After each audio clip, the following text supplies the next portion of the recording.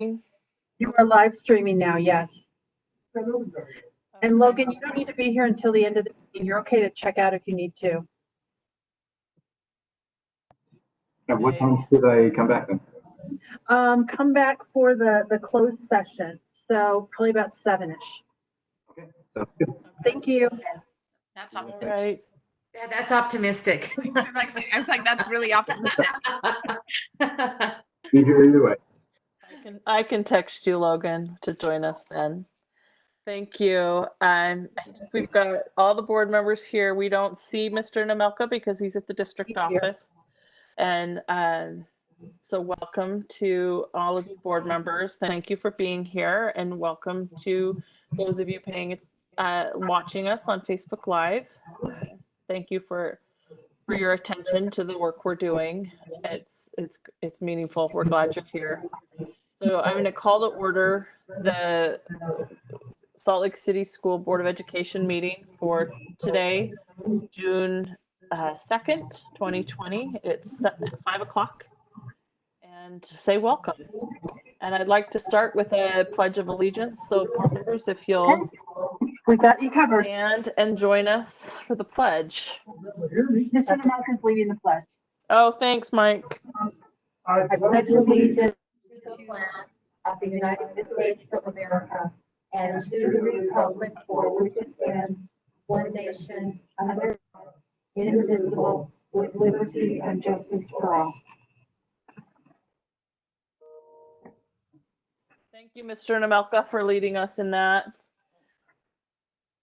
Pledge of Allegiance. And the next item up for us on our agenda is the consent agenda, which has quite a few things on it.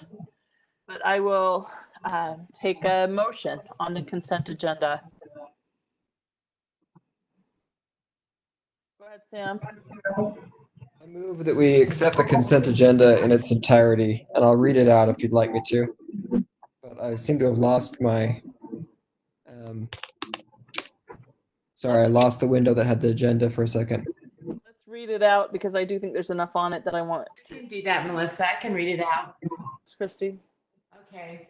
So the consent agenda, I motion that we approve the consent agenda, which consists of the purchasing and accounting reports, the budget report for April 2020, the payment voucher report, school financial report, April 30th, 2020, human resource service report, minutes for the board meeting, April 28th, 2020, annual review of the Utah Consolidated Achievement Plan, the UCA, the annual review of the Children's Internet Protection Plan or Act, annual review of the rental fee schedule, board policies and administrative procedures, new revisions and deletions to B2, school board meetings, B2, administrative procedures, school board meetings, C1, family and community engagement, C4, community use of facilities, G8, transporting students, G12, Americans with Disabilities Act, G16, naming and renaming facilities, G19, discrimination, harassment,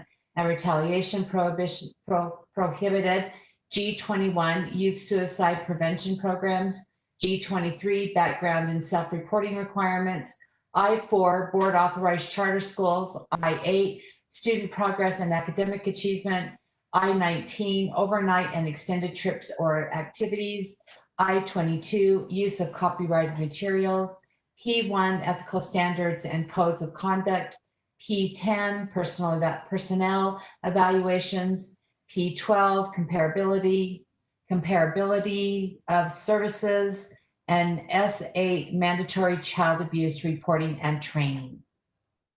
Thanks for reading those all out, Christy. Sam, do you want to second that? I second the motion. Thank you. Any discussion to the consent agenda? My question probably to anybody on the policy committee is there any discussion from them? There's such a large amount that just for the public, just to be able to say, you know, why is there so many policies on this consent agenda? Would you like me to speak to that, Nate, and Michelle? Or would you like to speak to that? I'm fine if you speak to that, Catherine. Okay. So because of our last meeting was scheduled right when quarantine went into place before. I mean, and it's interesting always to think back about what a shocking and different time that was. That policy committee meeting was canceled, and so this policy meeting we doubled up on all the policies. So you can see we have about twice as many as usual. And so we spent the time and went through them. It was wonderful to have Michelle there. Michelle has replaced Melissa on the policy committee. So it was wonderful to have her. Although we did miss Melissa, I want to mention that, but it was wonderful to have Michelle's input for the policy committee, and we went through them, and we feel like these can go through on consent. If of course, if any board member wishes to pull one out and discuss it, we're happy to talk about that. But as you can see down below, there are some that we included for discussion, new policies. So that's the answer to that, and that's why it's particularly long this time. Yeah, and Catherine, if I could also add too, I know a number of the policies that are there are also up for review based on our process that we go through as a board. So a lot of those were just making sure that we were approving those that needed to be renewed and reevaluated, if at all. So, and I think there's only a few of those policies that had very minor changes. Just, a simple word here or there for a lot of those. I can't remember which ones were up for review, though. I might have to ask Ms. Kindle if she's with us. So no, that's a really good point, Nate. The other ones that are up that we're going to discuss are down below. And sometimes you see these funny little red lines, and that's because I asked Ms. Kindle, I didn't realize how much work it would be for her, but to remove all the double spaces in all our policies. So if you see that funny little red line, that's why. I mean, it looks sort of funny. You look at it, and that is what is going on there. So they really will look up to date. And I appreciate Ms. Kindle and the work she's done to do that and everything else. She is meticulous about these policies, and I appreciate it.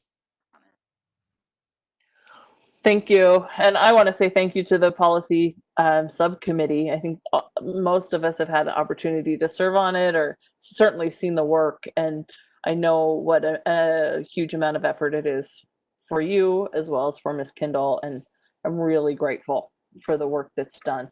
It was a job to read through these as I had your policy subcommittee agenda and now again here, but I'm really grateful for the work that you've done.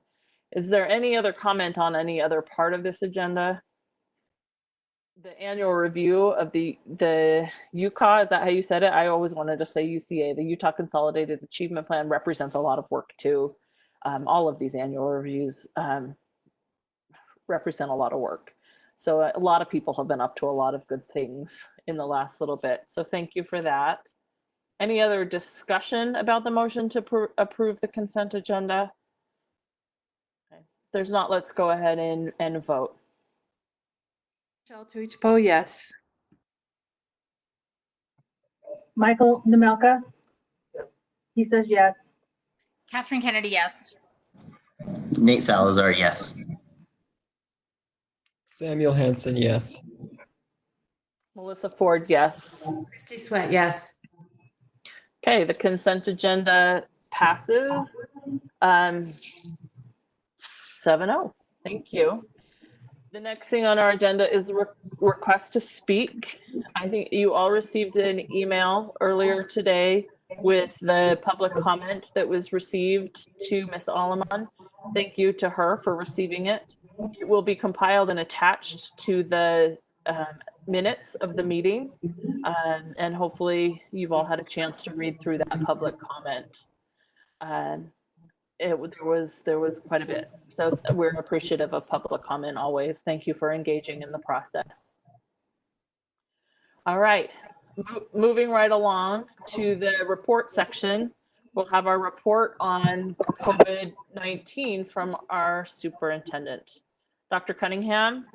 Yes, thank you very much. And thank you all for being here this morning. Well, we've been in school dismissal for a number of months now. I think it's really important to just remind everybody that we will be graduating this week, and our schools have different plans for their students. And so this should be an exciting week. Thank you to those of you who have come in and had at the request of your school, tape speeches and are participating in that. This has been a really exciting time. I've loved following the pictures and seeing the different things that our students are doing. And it's been fun getting the seeing the online honors and awards ceremonies and those sort of things that our schools have been doing.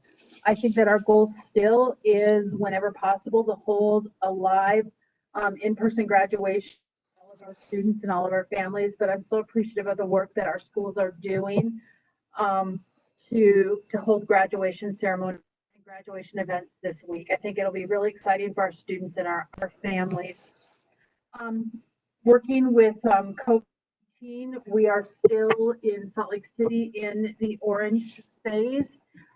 We will be working with small groups of students in our schools this summer, looking for students who may have some gaps, who are, we may not have been in regular contact with them. So with our CARES funding, we are going to use some of that funding to support small groups of students to come in and work with their teachers this summer. We also, next Monday is the, Monday is the 9th. Monday or Tuesday is the 9th. I can't remember. That is when we're going to start bringing our special education students in and begin working with those students. Shelley Halverson updated you on that plan when she was last here. Every Monday we meet and have been meeting since May with our SLCSD restart committee. We have the basic framework in place, and we have now charged different groups and different departments to go out and start working with parents and teachers and administrators and building out those frameworks. So each of our network directors will take a different level. We have one with elementary school, one with middle school, one with high school. They'll be working with administrators and parents and teachers and class employees and looking at various scenarios on what it will look like come this fall, whether we're in green, yellow, or orange, whether we are doing AM sessions or PM sessions, whether we are doing every other day, whatever that is going to look at. Each department also has multiple sub-plans in their department that they are going to work on and begin getting feedback on those plans so that we will have something that we can begin to share with our community later this month. Schools across the state are working on that. I was on a call today with Dr. Dixon and some of the county health officials from across the state, figuring out how we can integrate them into the work that we are doing and making sure that we are all in constant communication with our health director. We're very fortunate in Salt Lake City that we have a wonderful health department that's helping us make decisions. They've been helping us with different issues of COVID-19, any kind of question that comes up that we can't find in the phase guidelines and or the CDC guidelines. Our health department has been great in working with us, and so we're very fortunate to do that. Teaching and Learning, with the help of assessment, has completed a survey on parents and students and teachers' thoughts on teaching while we were on dismissal, and we do not have the results of that compiled yet, but I hope to have that soon so we can share that information with you just to see what we have learned and what we can do better. We are going to do some professional development. We've already started some of that this week on working with online platforms and updating, making sure that each of our teachers has a Canvas page and is able to put content into that page, and we'll use CARES money to pay our teachers to do that. We also are looking at summer opportunities and how we might use our CLCs to continue with some of our food distribution and looking at different opportunities for families if they need support from our schools. So there are a lot of people involved in this effort. During this next week and moving forward, we will add even more people to the effort so that our restart plan is ready. I have a meeting on Friday with the other superintendents that are in the Salt Lake City Salt Lake City, Granite Canyons, Murray, and Jordan. We share similar type districts and we have similar types of schools. So we're all going to get together and share different parts of the restart work that we are doing, since we have so many things in common. And so I think it really will be beneficial for those districts to see the work that we're doing, for them to see the work that we're doing. We've already been willing to share parts of our restart plan and how we are integrating that. Paul Schulte and his department are continuing to work on cleaning, and they've also started with the help of Tyler to begin to order and stock in the warehouse for schools, masks, gloves, thermometers, plexiglass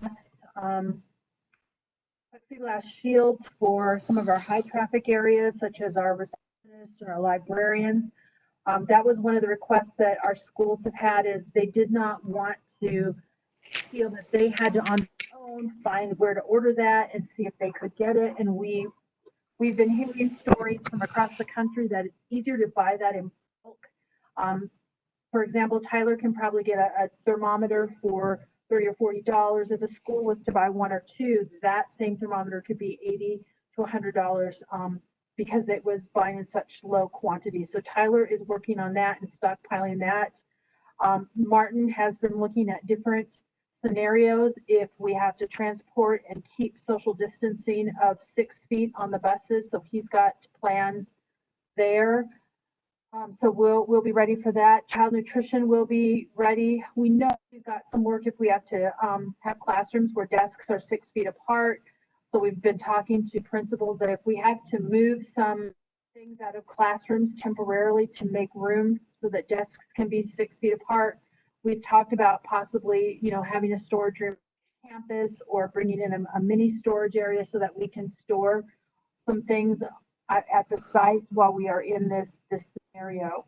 Our hope is that while we are orange now, that we could possibly move to yellow before school starts, and I think that would be extremely beneficial for us.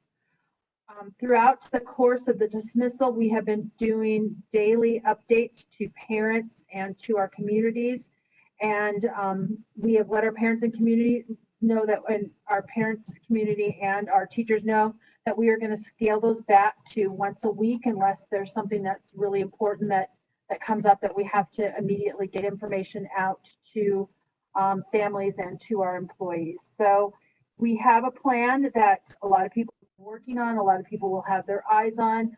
We will continue to get that input in person. We will probably send out another survey to parents to just gauge parents' level, different anxiety level or comfort level of what it looks like coming back. The hardest thing that we are facing as a district, and districts across the state are facing, is we're not able to give solid answers right now. When we get asked, what will school look like in the fall? Well, we don't know that.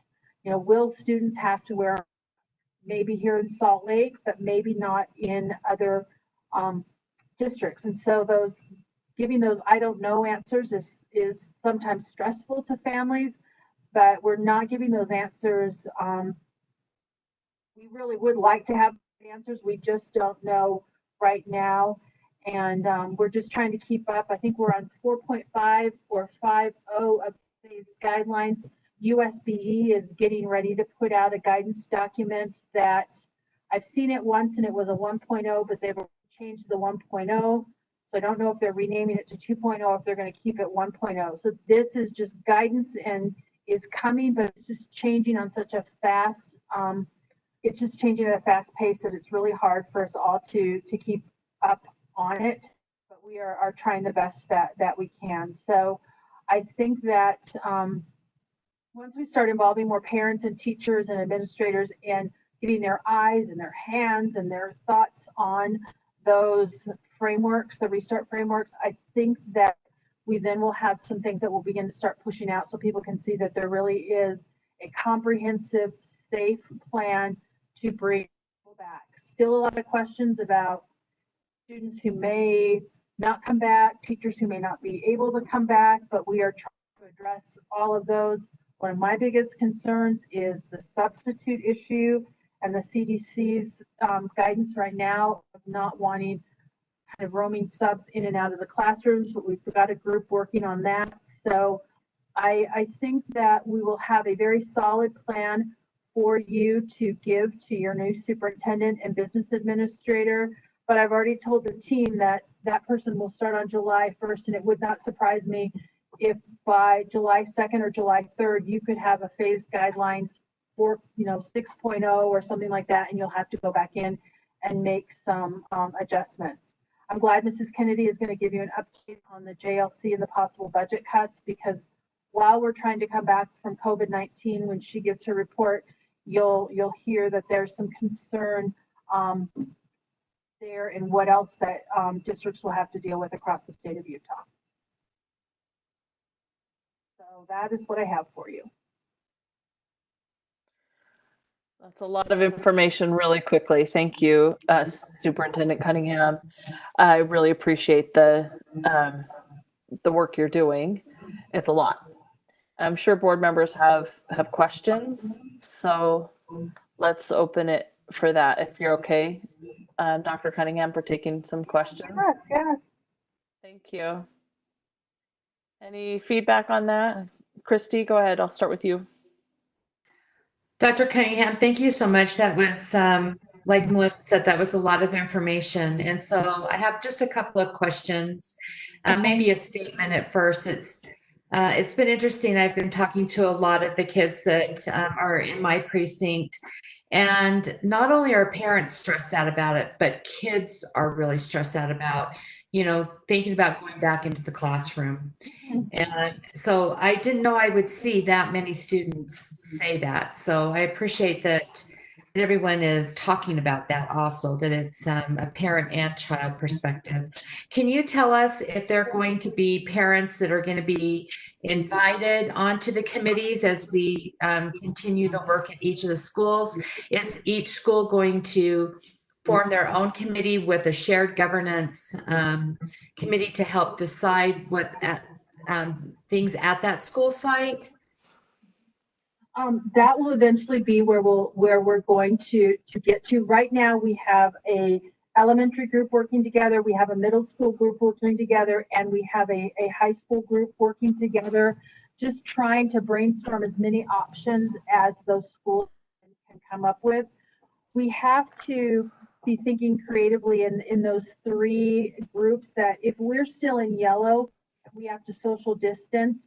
We know that we will not be able to have all of our students at any level all back in the building at one time.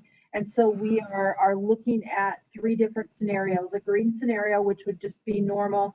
A yellow would be with social distancing and some type of flex schedule. And then if we're in orange like we are now, it will be more at home learning. And so they're going to come up with possible scheduling options, knowing how many buses we have and what that would have to look like. And then the principals will go back to their schools. But we'll have parents involved in that level, but then parents will also be involved at the school level. At the school level. So when we're looking at, from my understanding, there's a lot of rumor right now about what that school day is going to look like. So I'm just wondering, as a board and with you, how do we put out good information to make sure that, that we haven't settled in on a hybrid, or that we haven't, moved to a 4-day school week? What's the best way to provide information out to our families, to let them know the stages that we're going through right now, as far as trying to, put those decision-making processes in place? I think that maybe that's a bigger conversation, Melissa, for us to have as a board with the superintendent, and what that looks like. Because I'm getting a lot of questions like that. And like the superintendent has said, I've just been saying, we haven't settled on anything yet. But if there are, just as what Lexi has gone through, a superintendent has gone through, just even to put that information out to the public, that these are the committees that are working, this is what's happening right now, whether it goes up on our Facebook page, out to our parents in a mass email, just something so that everyone feels connected to what's happening, and then they'll know when they'll be able to be invited in to have a voice, around some of the decisions that we're going to be trying to make as a board. I think that's a great idea, Christy. And Go I would ahead. be happy Go ahead. to be on working on that and do multiple different layers. And we have asked each of our committees to prepare for orange, yellow, and green, and we can share that. I'm not sure you'll be able to make a decision until sometime in August, so we can definitely get that out. Okay, thank you. And that'll be specific representation of the committees, who's on those committees as well. And did I understand from your report that those are led by the network directors at each level? They're led by the network directors who are working on elementary, middle, and secondary. And then Sandra and her department have several subcommittees dealing with counseling, social work, maybe even healthcare. We've got one in HR. Paul Schulte's got multiple things. Teaching and learning has an over teaching and learning, and then each of the different content areas within teaching and learning has a subcommittee too. That would be great to see all that. Thank you. Okay, we can do that. Catherine, go ahead. So thank you, Superintendent Cunningham, for that report that, like Christy said, it was very thorough. And I just want to emphasize what Christy is saying and say that, when the Salt Lake County is moved to yellow, green, and red, we will probably also want to listen to our, SLEA and SLASA and our groups, and also our teachers and public health experts, and make our own decisions about what's appropriate for our district. So, I mean, the county is big, and the city is small and contains, some of the most dense housing in the state. And so I think we're going to have to think really carefully about what's best for our district. And it may be that we think really carefully about those things in conjunction with all those different groups and with their feedback. So I hope that we'll plan to take lots of extra time. I don't think we'll be able to do that until the beginning of August, but I hope we'll plan to take a lot of time then and really solicit information and feedback and do it at the time. Like I said, I've been following universities' information, and many of them are saying that they don't plan to have any on-campus classes next fall, which is really striking. I think they're really looking at public health and what they're saying, and so we have to really think carefully about what our plans are. And I'll be really interested in hearing from my constituents, and also, like I said, from our employee groups. Yeah, no, I think that's a great idea, and I feel very fortunate. The Salt Lake County Health Department has been wonderful through this whole process. Anytime we have a question, we call them, and they are very responsive. And I think that they are engaging in this conversation, and I think that's really good.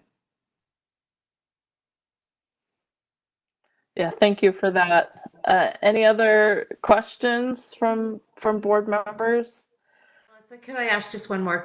Sorry. Yes, of course. Yes, go ahead. Superintendent, you might have said this and I might not have heard you.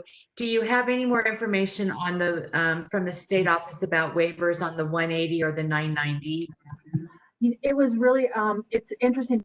That's a question that we've all been asking, because right now that really is driving a lot of those plans for next year. And I was on call today with health department, state board members, and that was the one thing that I shared with them is, if we know we're going to be able to get those waivers and that we'll say, here's a plan for Salt Lake, we're in yellow, this is what we need, maybe doing students every other day. But in another county, they may be at green, and that's okay.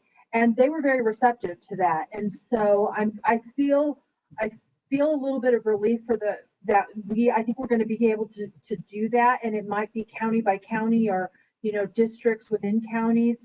That it was really great to hear that they are open to having those conversations, because they realize that not every district is the same. I mean, there are some counties that have only had 1 or 2 positive COVID tests, and they probably should be at green, and where we are right now. And so I think hearing that, I feel like we'll be able to put together some plans that we could possibly share with them.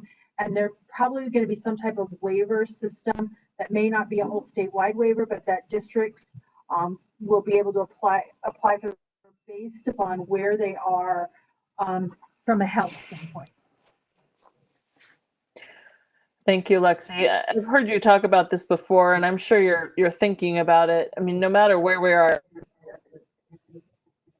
it's happening as far as school. There's going to need to be flexibility built in for students who maybe can't come because they've got risk factors at home or just different things to be maybe individualized as much as we can. I'm sure you're thinking about that too. Oh, absolutely. And I'm sure you've heard from constituents, you've probably even heard from teachers where family members maybe have some autoimmune issues. They're in that high risk area. So we are anticipating that we'll have to help teachers that may not be able to return. And so we may be looking at some online opportunities there. We also know that we'll have students that may not be able to be back with us in August if we're in a certain phase, but maybe by December, if we're someplace else, they'll be able to come back in. And so we know that there's going to have to be flexibility that way.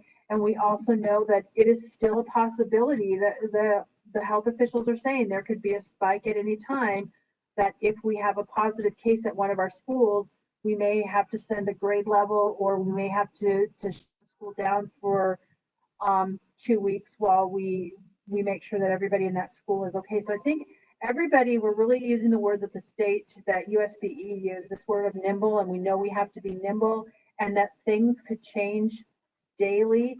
And that's really hard to plan for, but I think people are really realizing now that that is the reality that we live in. All right. It is the reality of where we are right now. So thank you. Any other thoughts from board members?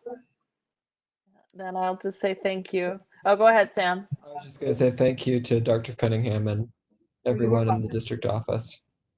You are more than welcome. All right. The next item on our agenda is the budget hearing, but that's scheduled for 6. Yeah, that's so, how does the board feel about moving forward to our discussion agenda and getting through as much of it as we can in the next 30 minutes? Okay. I know we try and stick to our proposed times, but we haven't been great with that lately anyway. So thank you for that flexibility. And Christina is on the line too. We've got Christina. I see that. Welcome to Christina Kindle. Thank you. Thanks for being here. The first item on the discussion agenda is the new board policy G25 video surveillance. And I just like to open that for discussion. Maybe we'll start with you, Ms. Kindle, to tell us where we're at with that. Of course. Board Member Hanson sent an email to me, Superintendent Cunningham, and the board members on policy subcommittee. It was, of course, when President Ford was a member of this subcommittee, the policy subcommittee, and he requested this email. He requested this policy. He provided a draft of a policy out of a Vermont school district that had a video surveillance policy that he would like to mirror. And we had several conversations in policy subcommittee regarding the various different board policies that we have in our district that have elements of video surveillance in them. And that this would be a policy sort of where we could reference out all those policies so that our constituents, the district constituents, could have a single location in which to look at our all the different areas that we use video in our district. The other item that Board Member Kennedy, as well as President Ford, discussed was appropriate use of video surveillance, that it can't be used for inappropriate purposes like to harass or stalk employees, to excessively monitor them, or any inappropriate purpose, regardless of whether it's lawful or not. It might not just be unprofessional. So I think we tried to come up with a policy that addressed all those concerns, and that's what you have before you today. Thank you, Ms. Kindle. And I'll go ahead, Sam. I just wanted to say thank you to you and to all the members of the policy committee, past and present, for your work on that. I appreciate it. Policy subcommittee met on this and talked about it. I'd like to turn it to the three who reviewed it most recently to hear how your discussion went. And then, of course, we have full board discussion as well. But we'll start with the policy subcommittee. Any comments, thoughts? Would you like me to speak to it, Nate and Michelle? We haven't really designated someone. Would you like to speak to it, Nate? No, that'd be great if you could, Catherine. So we went through several drafts of this. So we started this when Melissa was still on the committee and thought about it carefully. I know that Ms. Kindle looked at several different policies and that Sam provided some feedback, which was very useful. So we felt like this was what we could do that would provide enough guidance, appropriate guidance and information to people in the district that would guide how we use video surveillance. That's about all I have to say. Any other comments on this or discussion on this policy? Christy. Yes. Thank you. So as always, thanks so much to the policy committee. I appreciate that. I just have a question about process. So my understanding, well, the way that we've done this in the past is usually if we have something that we'd like to talk about as a board and have it go into policy, it comes to the board first. And so it's a little surprising to me that this went to the committee first before it came to the board as a policy. And so maybe I missed that conversation. You know, I just it sounds like, Melissa, that you had been a part of the committee when it first came up, but I don't remember us really talking about why we would need this policy as a board first and then sending it to subcommittee. Because almost all of our policies come to the board first for discussion before we decide, yes, we want that in a policy, and then it goes to the policy committee. Not that I don't think that this is a great one, but I was just trying to think, about that process going forward, of how we want to do that. Did come to the board first, Christy. I just didn't remember the conversation. Such a long time ago. It was sometime in the fall, and we talked about it, and we were busy with other things anyway.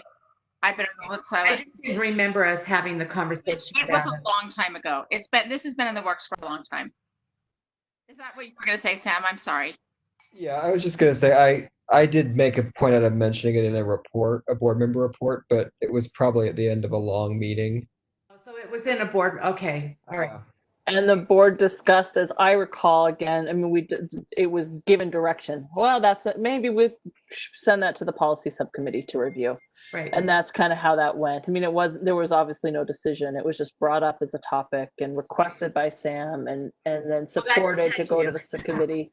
Where my brain is right now, because I have no recollection of this at all. So that's why I wanted to ask about it. So I appreciate, the work that's been done, and I could probably go back and look and find it, Christy, if it was important to you, but it's not. I think it was October. I really think it was a long time ago. I think that what's important is just that, and especially, as we gain new board members, that there's always that orientation around how policies come to the board, that they don't come through the policy committee, they come from the board to the policy committee and then back to the board. So that's all, it was just me not remembering, that we had that conversation back in the fall. So I'm good.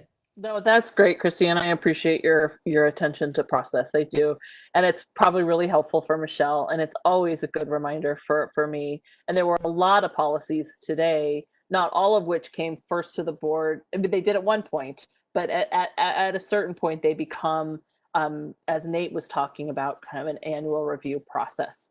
So that they're living documents. We refer to them as board members, as fairly regularly, and then obviously so does the district. and that's how we communicate, what our intentions are there. It's a good process, and we have a lot of gratitude to express to Ms. Kindle for her ownership of that process. Catherine, I see your hand. Go ahead. I move that we move new board policy G25 video surveillance to the action agenda. Do I have a second on that? The motion. Couple seconds. So moved by Catherine, seconded by a race between Sam and Christy. And any discussion? Oh, let's vote on it. I don't think we discussed that one, do we? Let's vote. Michelle Tuichapo, yes. Oh, Mr. Namelka said no. Catherine Kennedy, yes. Nate Salazar, yes. Samuel Hansen, yes. Melissa Ford, yes. Christy Sweat, yes. Okay. So we'll move it to that's so moved, 6-1, to the action agenda. In our most recent meeting, we've taken action immediately. Do we want to discuss the next policy first before we take action? Nods. Sam, do you have a comment on that? I was just going to say it seems easier to me to just move everything to action, and then if we can, action it all at once as a clump. Okay. But either way that you want to do it is fine with me. Well, but at least with these two policies, let's move to the next policy. The next policy is a new board policy as well. It's G26, and it's interpretation and translation services.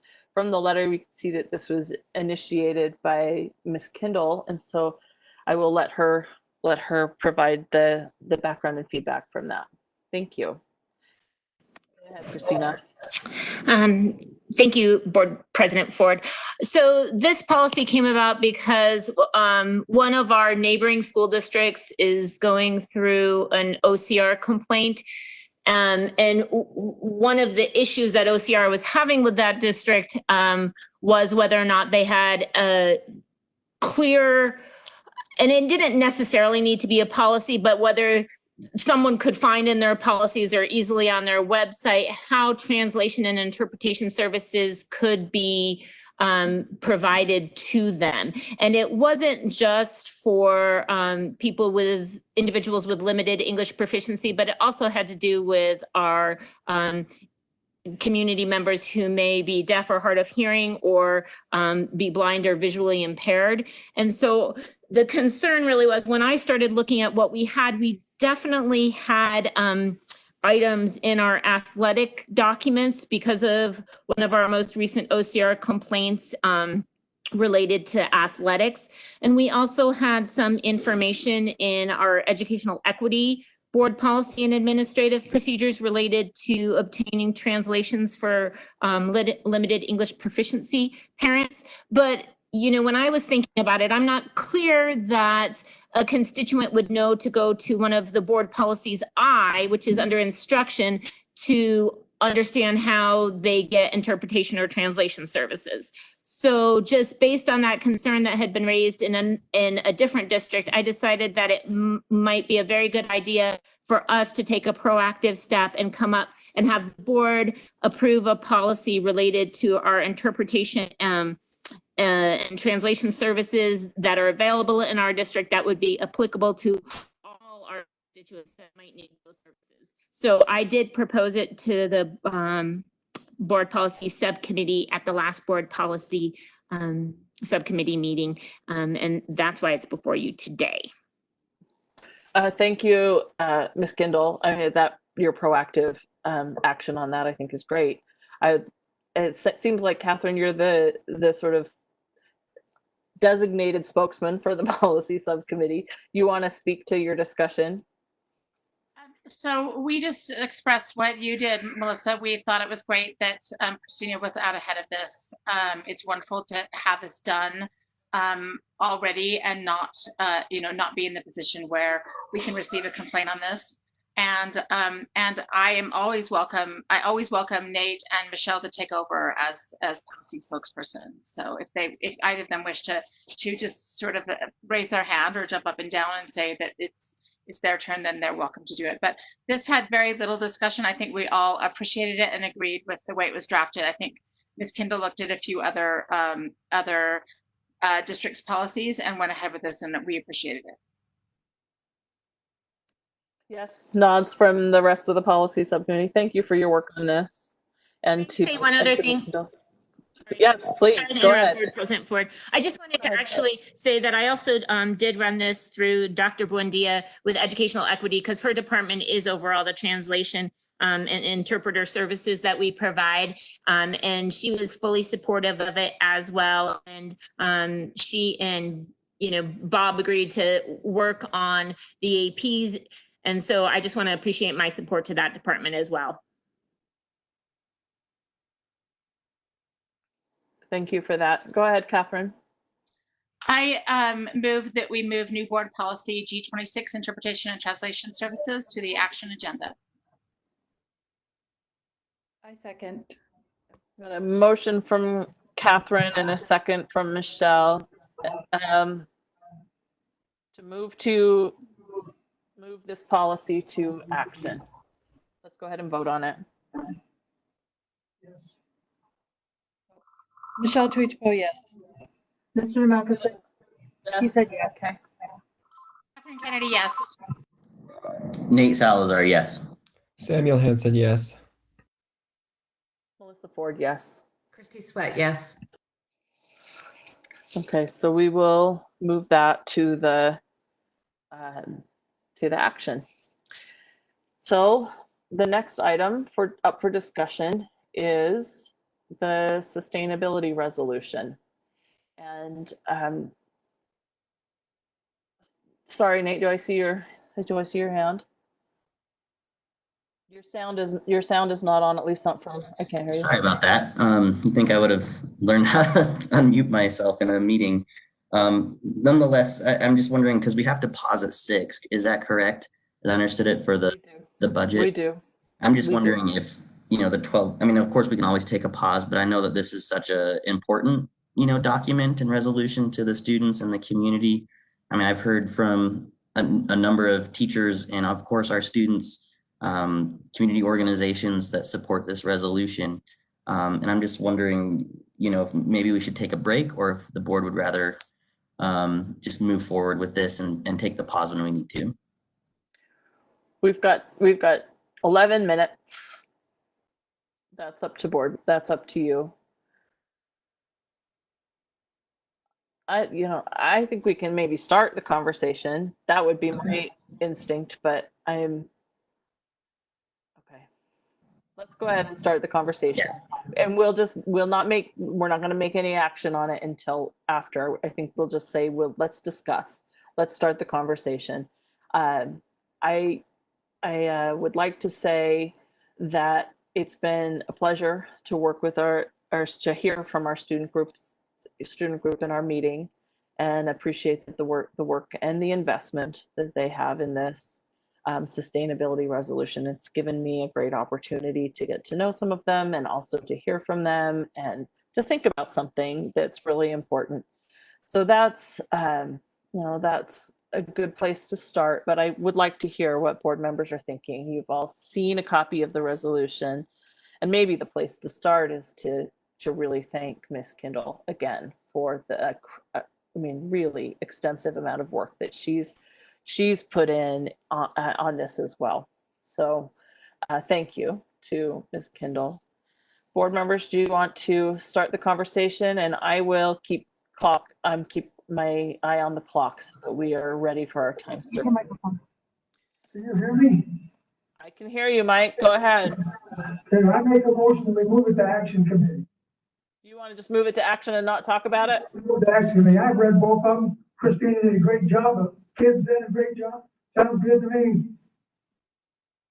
Okay. I make the motion. You make that motion. We can move it to action, but I think typically, Mike, we usually want to have a little bit of discussion so we kind of know where we're all at as we go. Can we let other board members wait? Well, I guess he's made a motion. So do I have a second for that? Okay. I think board members want to talk about it. Go ahead, Christy. I'm going to say we could go ahead and second the motion and still discuss it. Yes, So that's right. I'm going to second that motion because I think that's what we're going to do in the end is move it to action anyway. So now we can discuss it. Okay. So we can make a motion to move to action. Christy seconded it, but we'll now open for Discuss. discussion. Yep. And then we'll take a vote on that as we discuss. So there may be a time lapse between when we discuss and when we vote, but know that that motion, help me remember that that motion's on the table. Thanks, Mike. Thanks, Christy. Go ahead, Catherine. So the board asked the policy committee to take a look at this, and we did. Again, I want to express the same thanks to the students that Melissa did. The students that I've talked with have worked really hard on this, and I think that it's really telling about how they see their future and what they think is important. And I want to support. I think it's also very important and want to support them in their goals and their their vision of how the world should look and what a better world would be. And I think that it's a great example of empowering our students to have a voice and to be involved in the political process and to really work with a LEA and try to get something passed. So I want to really express my appreciation to them for what they've done. The one thing that I would say is that I would suggest that we amend the dates to mirror the dates that Salt Lake City has adopted, and so they would be a little bit earlier than the dates in this resolution. So that we would have a 2040 end date. So that's one thing that I would suggest, and that we should make our goal ambitious. That's still 20 years away, and I think it's still very doable for us.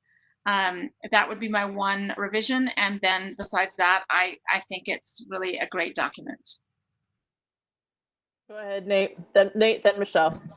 Certainly, and I also just want to thank the students, for one, reaching out to us in such a meaningful way that they have for almost a year now, and almost my whole time on the board, I've been following this work and this resolution, and just pleased that they included us in the process, and not just us, but administrators, the superintendent, people on her cabinet as well. I think they've done an incredible job of outreach, of organizing, to just dovetail on what Catherine had mentioned, that, and what I've also mentioned in the past, is that these kids have taken this as their responsibility to move our city and our climate, our future, in a very positive way, in a healthy way. And I really respect all of the folks who've engaged us, and especially our students, in this work.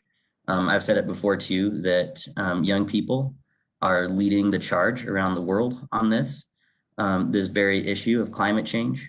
And our students in Salt Lake City School District have followed suit, and I'm very impressed with that.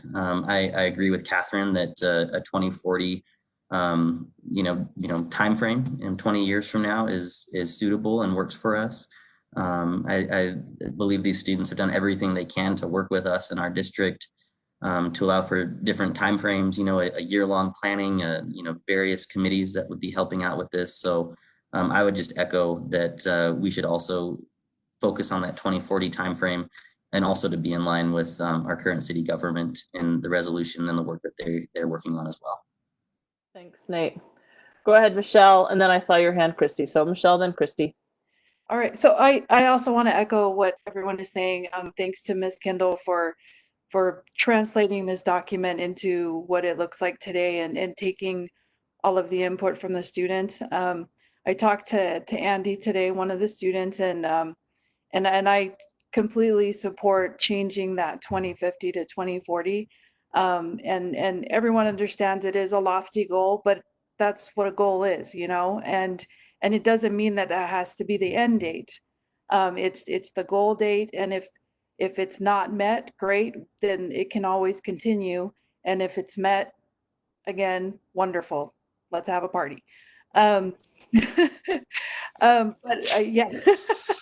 But I did ask her as well, after her group took a look at it again, if there were any other concerns, and they said no, that they had taken into consideration a lot of the feedback that they were given, and they were very happy with the document, except for the 2050. They'd like to change it to 2040, and I'm in full support of that. Thank you, Michelle. Christy, your turn. Well, we've had great comments tonight, haven't we? And we all have appreciated the good work of these young men and young women. I had the privilege of talking to Emma Johnson today. And as I talked with her, there were a couple of things that came to mind. Obviously, I'm in support of what everyone else has been talking about with moving the 2040, the 2050 to the 2040.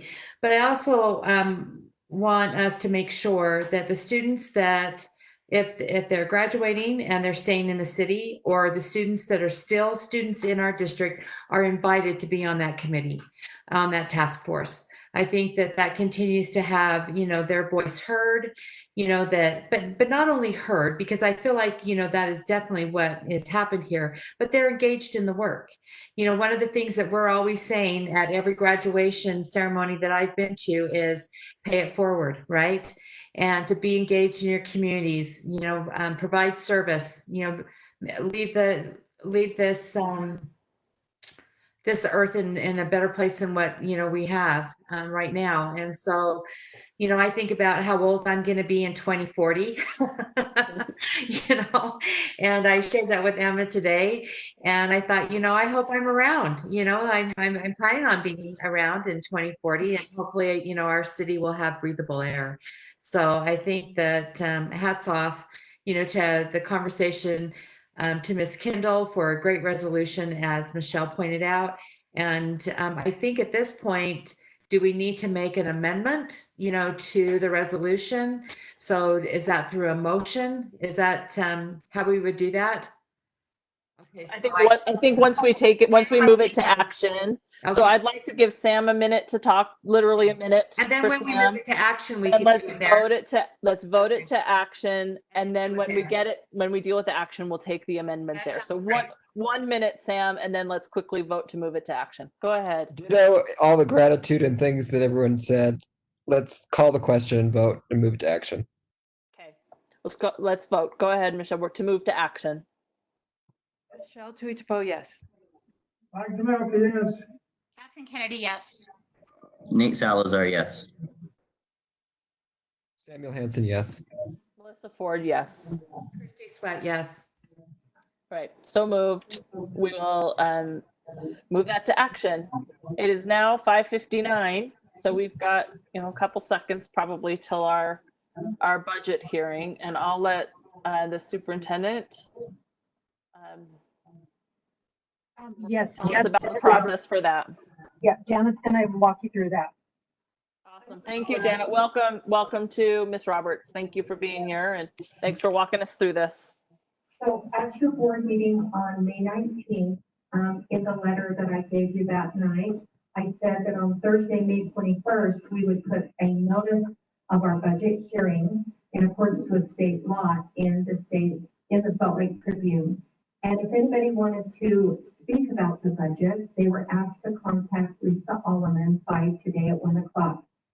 No one has requested to speak on your budget, so you can now move to board action on your budget. And what I wanted to just say again is that your budget is a status quo budget, and that was the direction that we got from USBE because of the possible cuts from the legislature, and we don't know what those are yet. We needed to just do a budget that was the same as last year. So that's what we've prepared for you, and it's ready for adoption for you, for the board. Go ahead, Christy, and then Mike, we'll hear from you. Go ahead. So Melissa. Go ahead, Christy. So I'm looking at the letter that we've been given, and we have a great motion there. So I'm just going to read the motion. So I move that the board approve the revised budget for the fiscal year 2019-20 as it has been presented to the Board of Education during this meeting on June 2nd, 2020. Also approving the budget for the fiscal year 2020-21 as it has been presented to the board on this date, also approving a rate that would be equal to the certified tax rate. In addition, the board authorizes the business administrator to make any budget adjustments necessary to reflect funds received from the certified tax rate. That's the motion. Everybody's had a chance to look at it. It's been attached. Do I have a second to that motion? Second. I will second to that motion. So we have a motion and a second, and now discussion for that.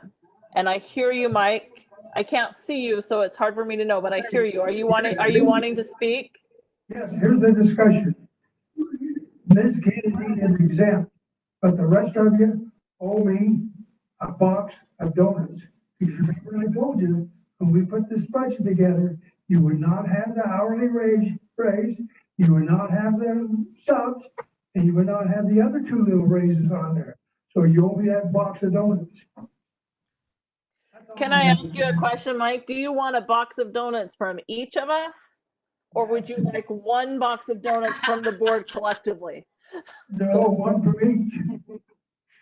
Go ahead, Michelle. I have 45 grandkids and 30 greats, so I need to share. I think I should be exempt, Mike, because I wasn't here. All right, 5 boxes of donuts it is. You are exempt, Michelle. 5 boxes of donuts it is then, Mike. Obviously, quite a bit in the world has changed in the last 2 months. It was a good bet, Mike. But I'm gonna plead that a lot of the world has changed since then. And Mike, I hope your lovely wife isn't watching the recording right now as well. So I have a motion and a second. Is that the only discussion? Any other discussion to this?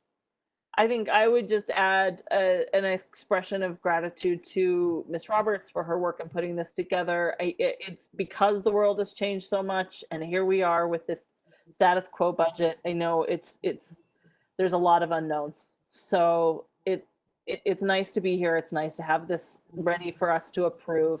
We've got something to work with.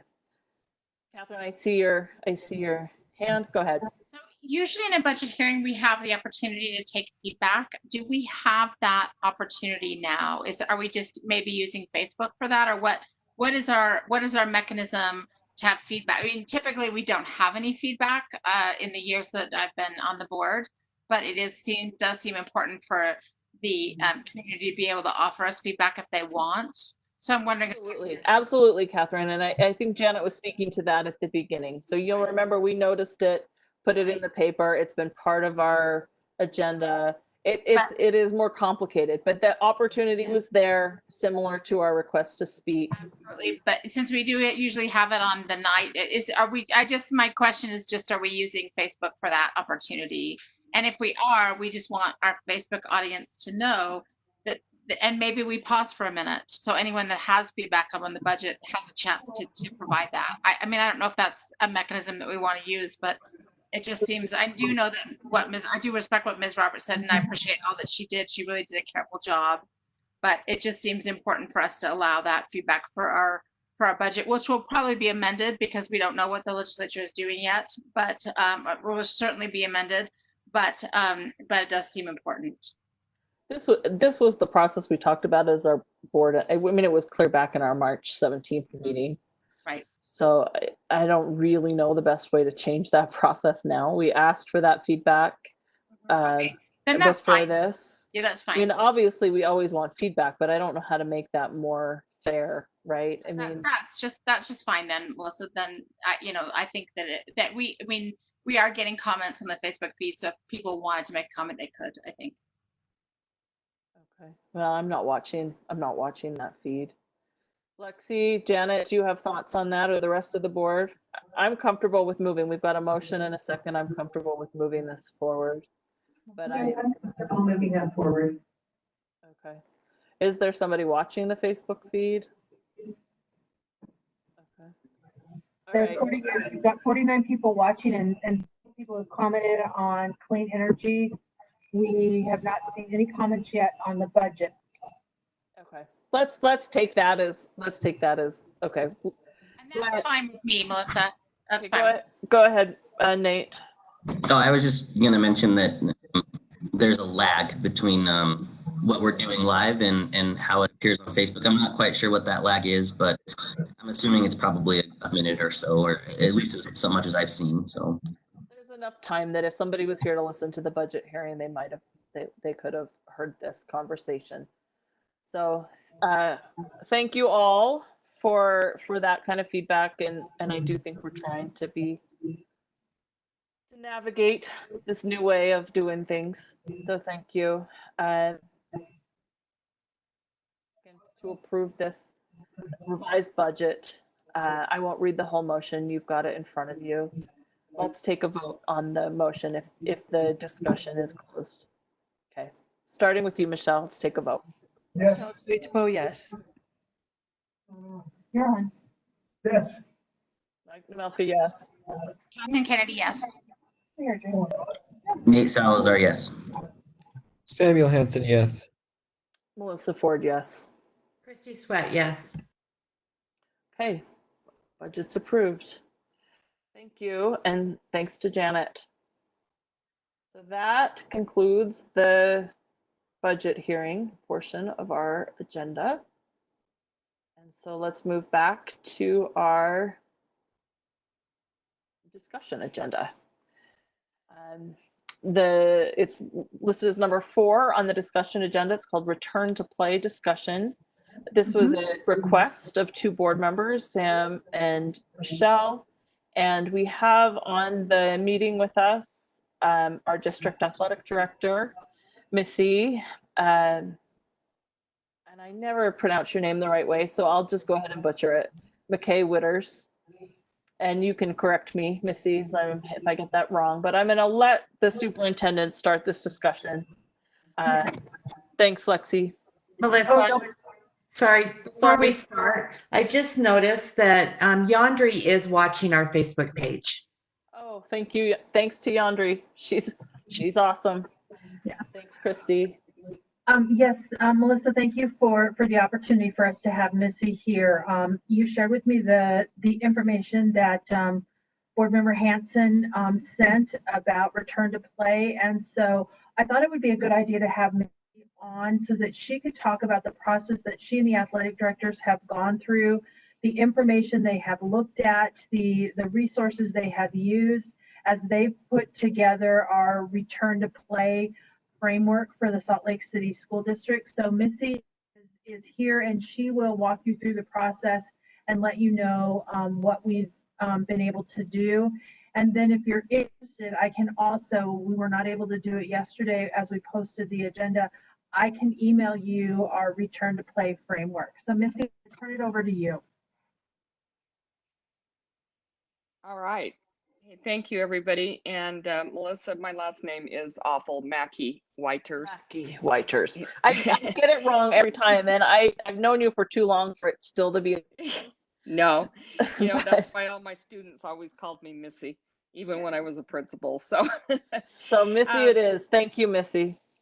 You're welcome. Thanks for letting me come on tonight because I know this is a real concern.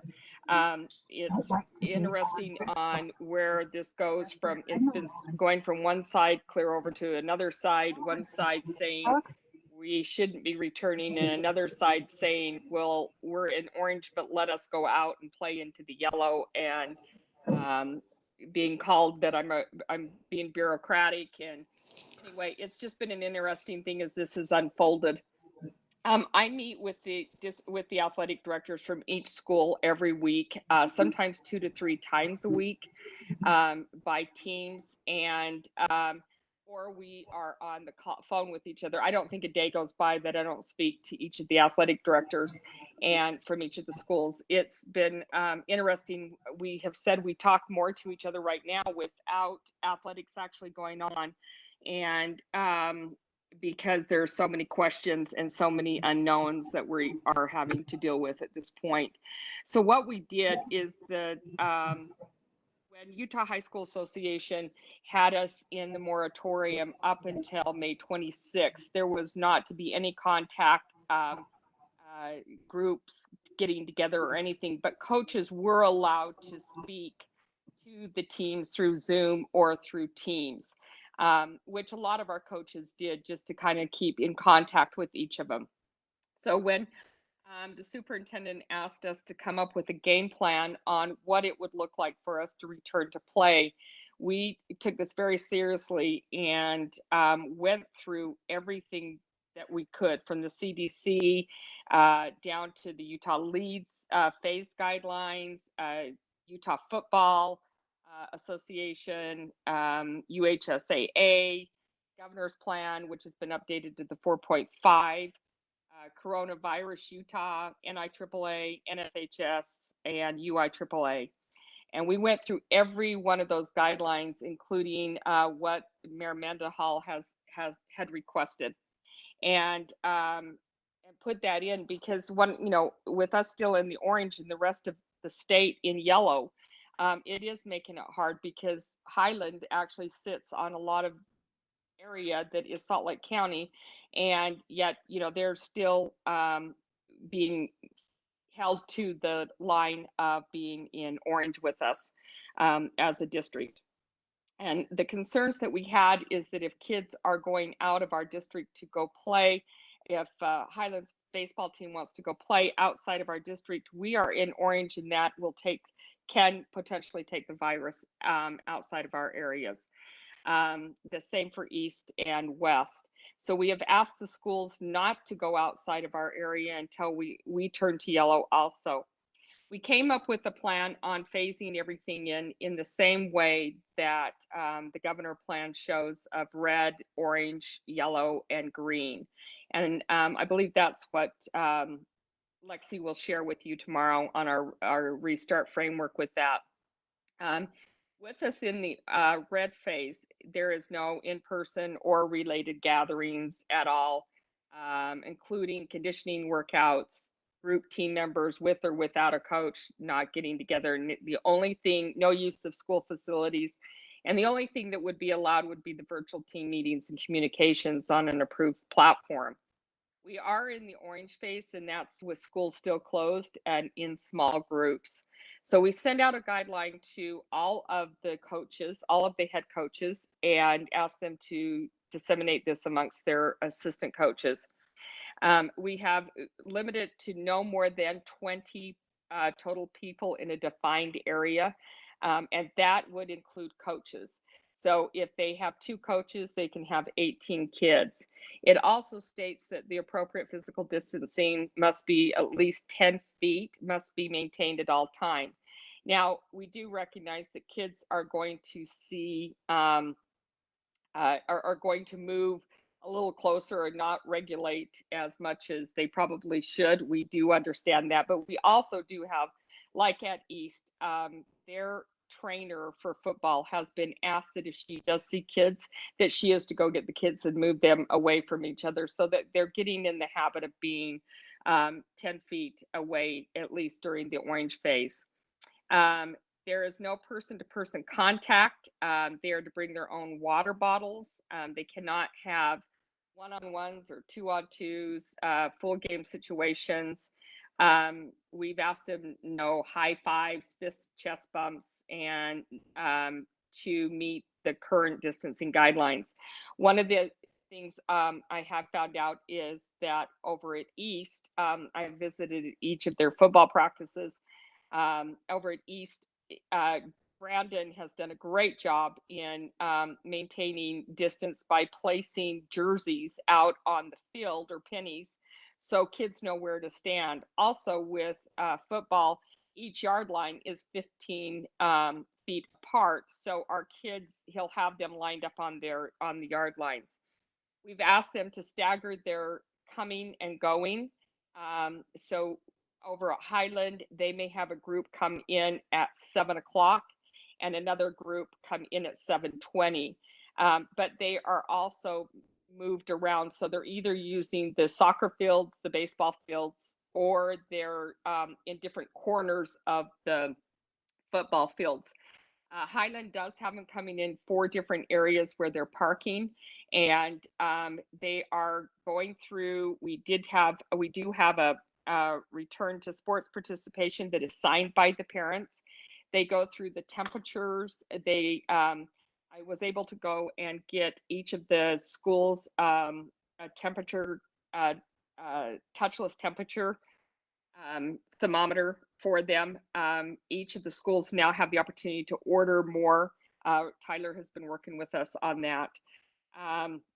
We have determined that 100.4 is, or 100.4, not 104, is the temperature. And over anything above that, they are at that and above will be asked to leave. That does also come down from the NFHS and also the NIAAA. And I've also checked with a couple of doctors, emergency room doctors, who have also given us that data. We have maintained one of the things Granite District and also Murray District asked us to share with them what we were doing, and when we have shared it with them and they were impressed with what we have done, and are also using our return to play progress and our plan that we have out with them.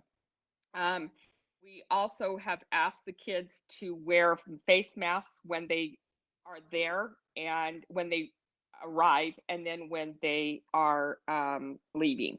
It is hard and dangerous for kids to be out in the outside, playing and getting their temperatures or body temperatures up, wearing that mask, and it can be very dangerous. That's why we've asked for there cannot be any contact sport going on, but we also have hand sanitizers for them. Paul Schulte's group has provided misters for them to be able to clean the sleds or footballs or any other areas where they have touched.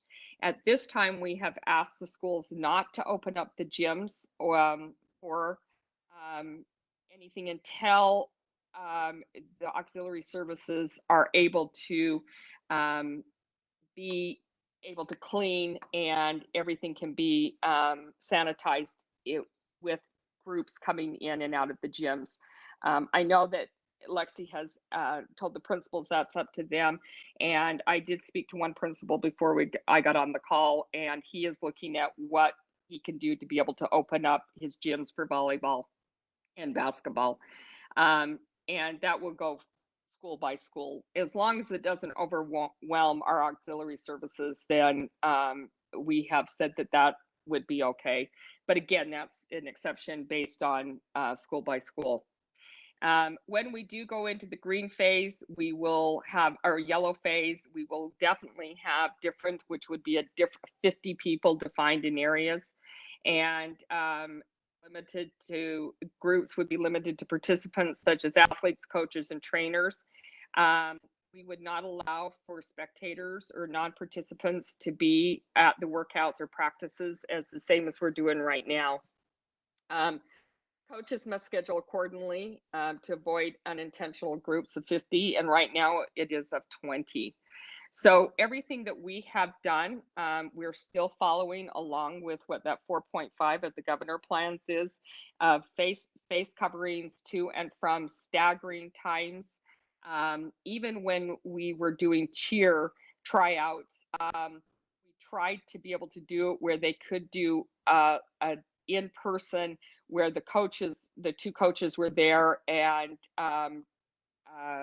also with just the athlete. But it came down, we ended up doing, all three schools ended up doing virtual tryouts for cheer and also drill. So we have been actively watching, and we are diligent in following the guidelines we have set forth, but also what has been set forth by the governor and also by Salt Lake City. The one thing that I will say it is hard is that, again, Salt Lake City remains in orange, where the rest of our state has gone into yellow, and our kids are just itching to get out to be able to go play baseball or to actually, to be able to play football. So I hope that I've covered things that you are looking for in that. Are there any questions?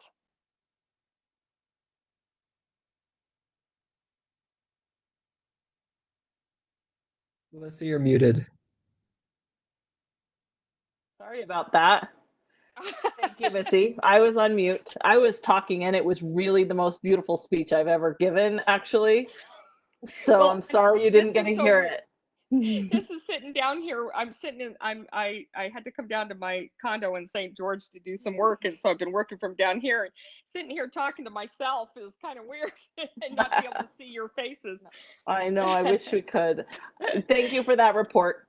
And I do have some. I know board members will have questions for you. So if you're open to questions, and we've got our superintendent on the call as well. So Sam, go ahead.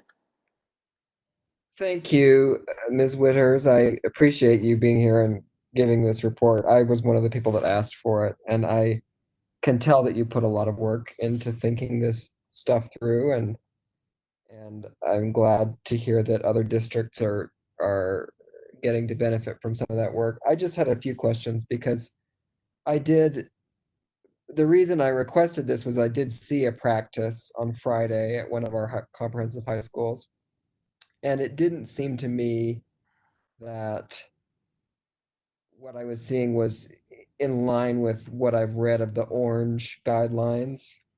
There were probably 40 or 50 kids, and they were in two groups, but they were not the one group that was doing drills was maybe 6 feet apart. And given that they were kind of scrambling on the ground, I'm sure you have seen that football drill where you cross and uncross your hands and arms. I just thought, I mean, if one of them fell or stopped, they'd be right on top of each other very quickly. And so I just, I'm not trying to call anyone out, except that I guess I am, because I think it's important to do that in this situation.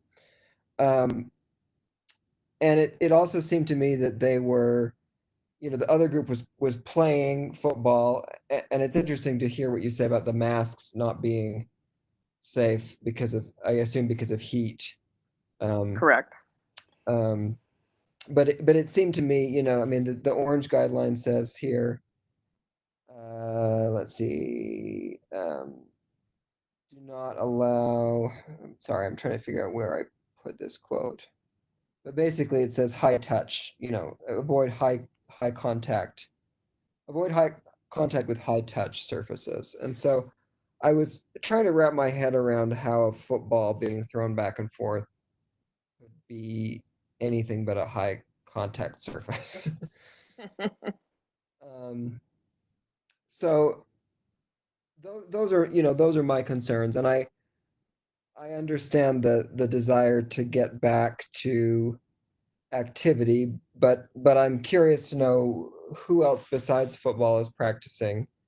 We have soccer that is, and let me just, I think right now, because football is one of our largest groups, Sam, I did receive your concern, and I have spoken to that school, and they did go back and looked at their film, so they could verify with what's going on. And this was just our first week coming back in. Right. And so we're trying to make sure that everybody is safe. And so the athletic director has looked at the film, has spoken to the coaches. And one of the things with the football is that as long as that after they are through using it, they missed it with the sanitizer, kids then are also using their hand sanitizer, at which they are asked to bring their own. If not, like I said, I have picked up some and brought them to the school so that the ADs can at least give them to coaches for kids who do not have hand sanitizer. Or they're allowed to go into a restroom and wash their hands as soon as they're finished with their drill. One of the hard things that we have is just making sure kids don't touch their faces. And that's even if they're out in public with them, with their group of kids by themselves. So it's really training these kids and educating them on what is good for hygiene for them at this time of their lives, and being diligent on that we're following those guidelines. And so that school that you were concerned about, we have worked with them, and they will be more diligent on making sure, and that's where they assigned the athletic trainer to make sure kids are further apart from each other. They do have kids also coming in and going up on soccer fields as well as down on the football field, so that they're trying to keep the groups apart from each other also. I appreciate. Oh, so I was just gonna jump in and say, having a student who is in a practice, I can say this week has been really good for his just emotional and mental well-being, to be able to be out running with his buddies. It feels restrictive to him still because they can't do everything they're used to doing. And but it's finding the right balance, and that's, I think, why this conversation is so helpful and appreciated.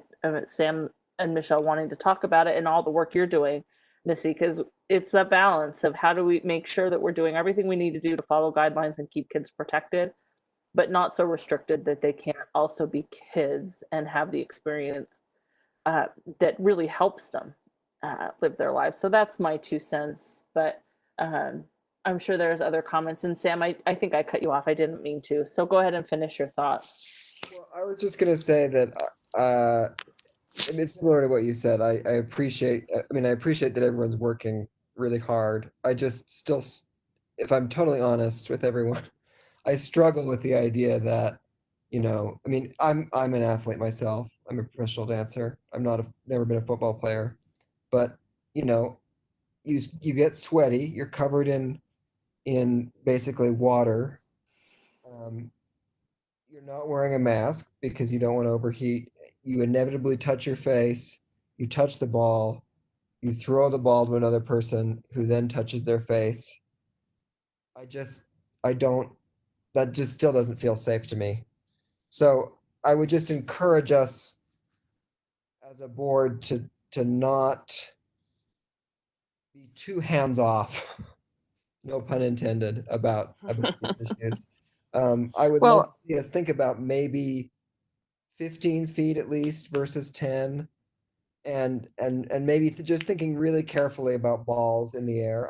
I'm happy to hear that soccer is practicing, because I'm assuming that means men and women practicing together, and I would hate for the message to be, football is the critical thing, given that football is young men and not young women. But correct.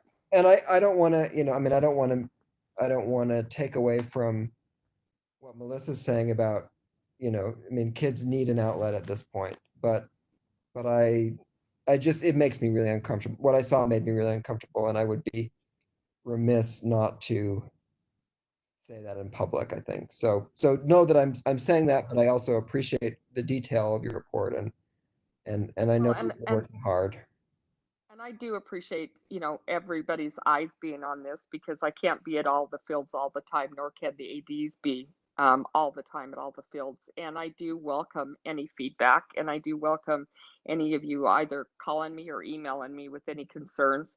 I did ask Rachel Townsend to go to West High this morning because they had their football practice at 6:30. And I asked her to please go down there and watch their practice, as well as Danny Schwam up at Highland. And Rachel sent me pictures of boys that were young men that were sitting off to the side that were waiting their turn. And as they were waiting, they did have their masks on. And so that is one way of also encouraging our kids to make sure that they have their masks on. Again, we do have that return to play that is signed by the parents. Each coach is also making sure symptoms are checked and going through the checklist with them, verifying that they haven't been exposed to anybody. The same type of checklist that you would go to if you're going to the doctors, and that is going to become a standard part of their conversation with kids now through this whole thing. And that's going to be our new normal. So I appreciate you, Sam, that you are concerned, and as we all are, and that's what I tried to get across to our students as well as to our parents. As I said, I've got a group of parents that are upset because I won't let them leave to go outside of Salt Lake City to go play baseball yet until we turn yellow. And I want to make sure that our students are safe, and as well as our coaches are safe. That is my responsibility, and as well as my athletic directors are safe also. Again, I do welcome feedback, and I do appreciate the concern, and the more eyes that are out on this, the safer our kids and our coaches will be. Thank you.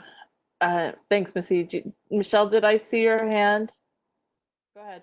Yeah, go ahead. Michelle, then Christy, and then Catherine. And then Mr. Namelka. I kind of figured everybody would want to participate with this. This is good. Go ahead, Michelle.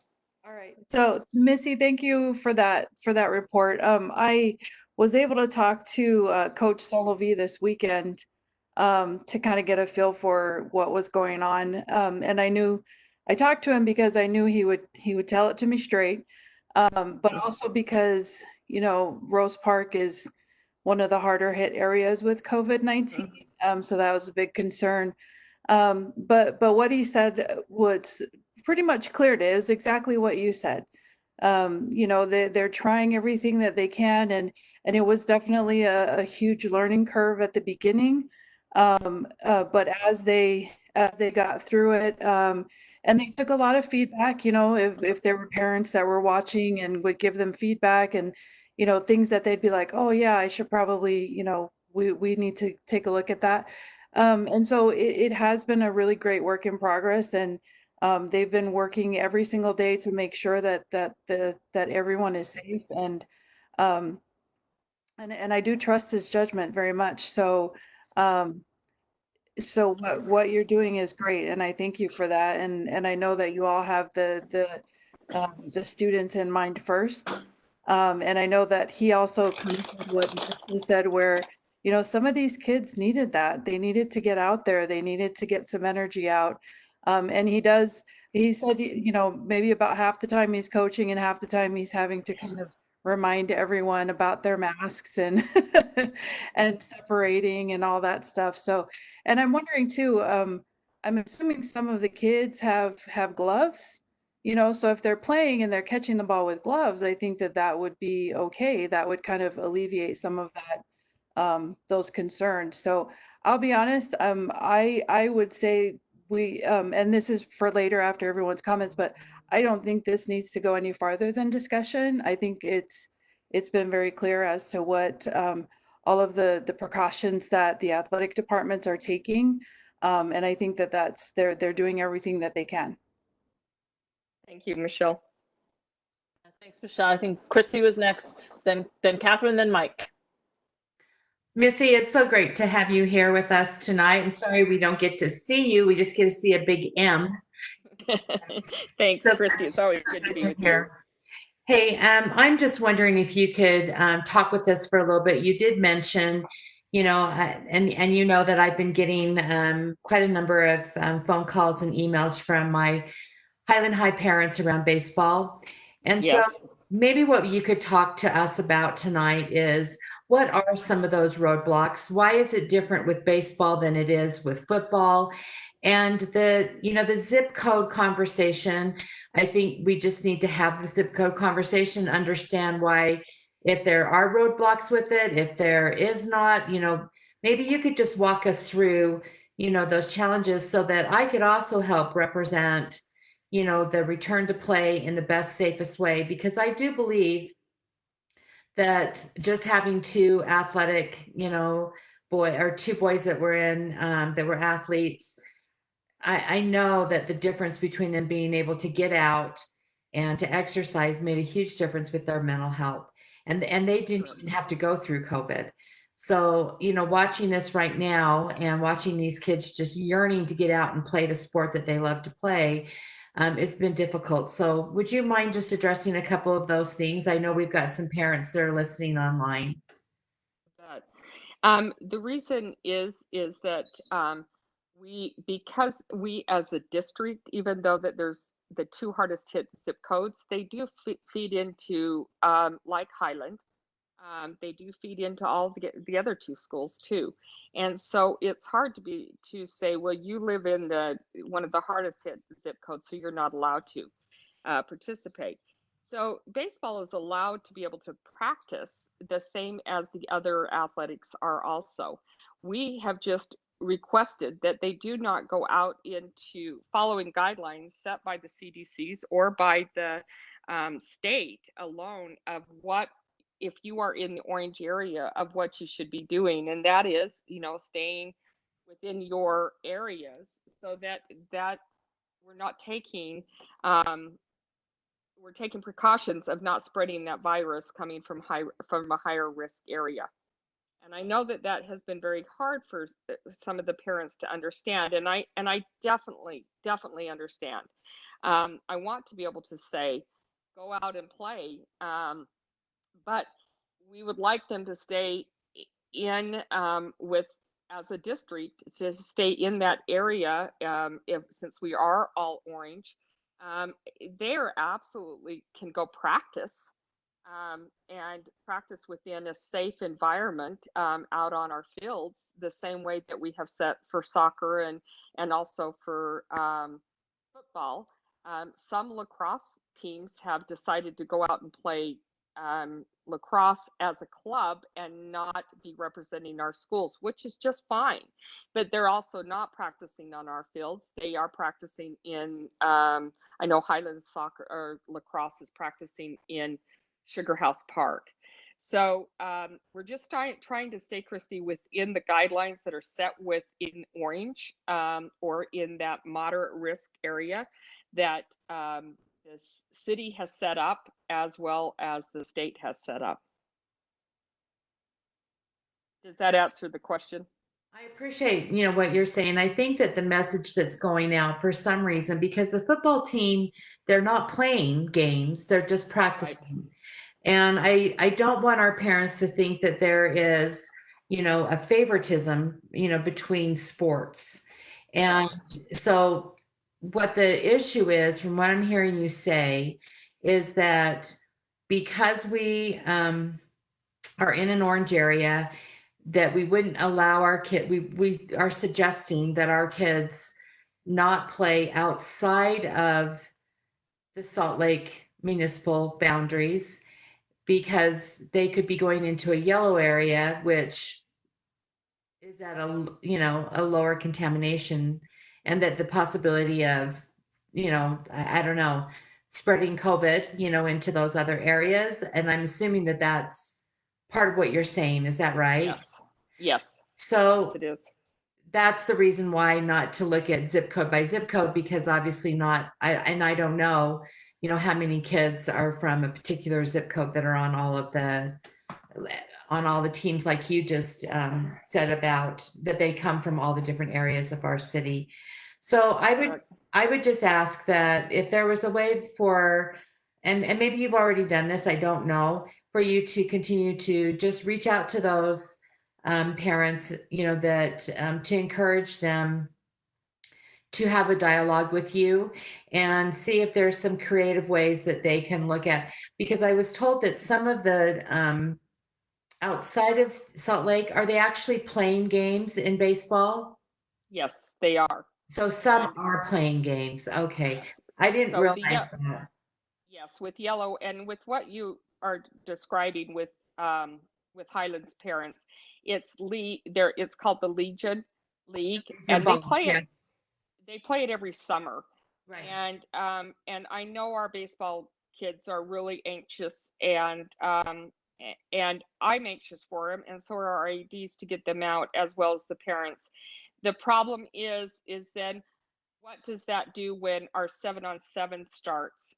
So does that mean for our football or for some of our soccer, where they start having camps and stuff? So they leave our district area to go Salt Lake City, to go out to play 7-on-7, or they go to camps because they're in the yellow.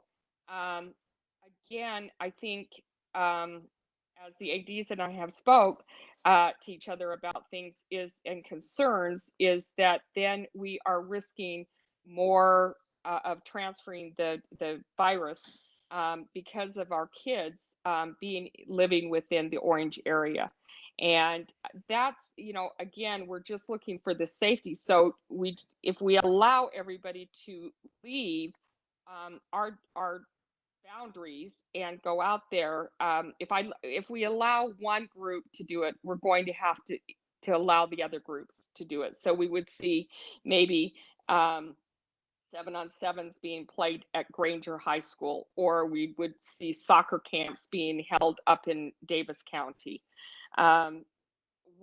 Yeah, I see what you're saying. I think that, in order to, you'd say here, Highland kids can go and play, but our West High kids can't.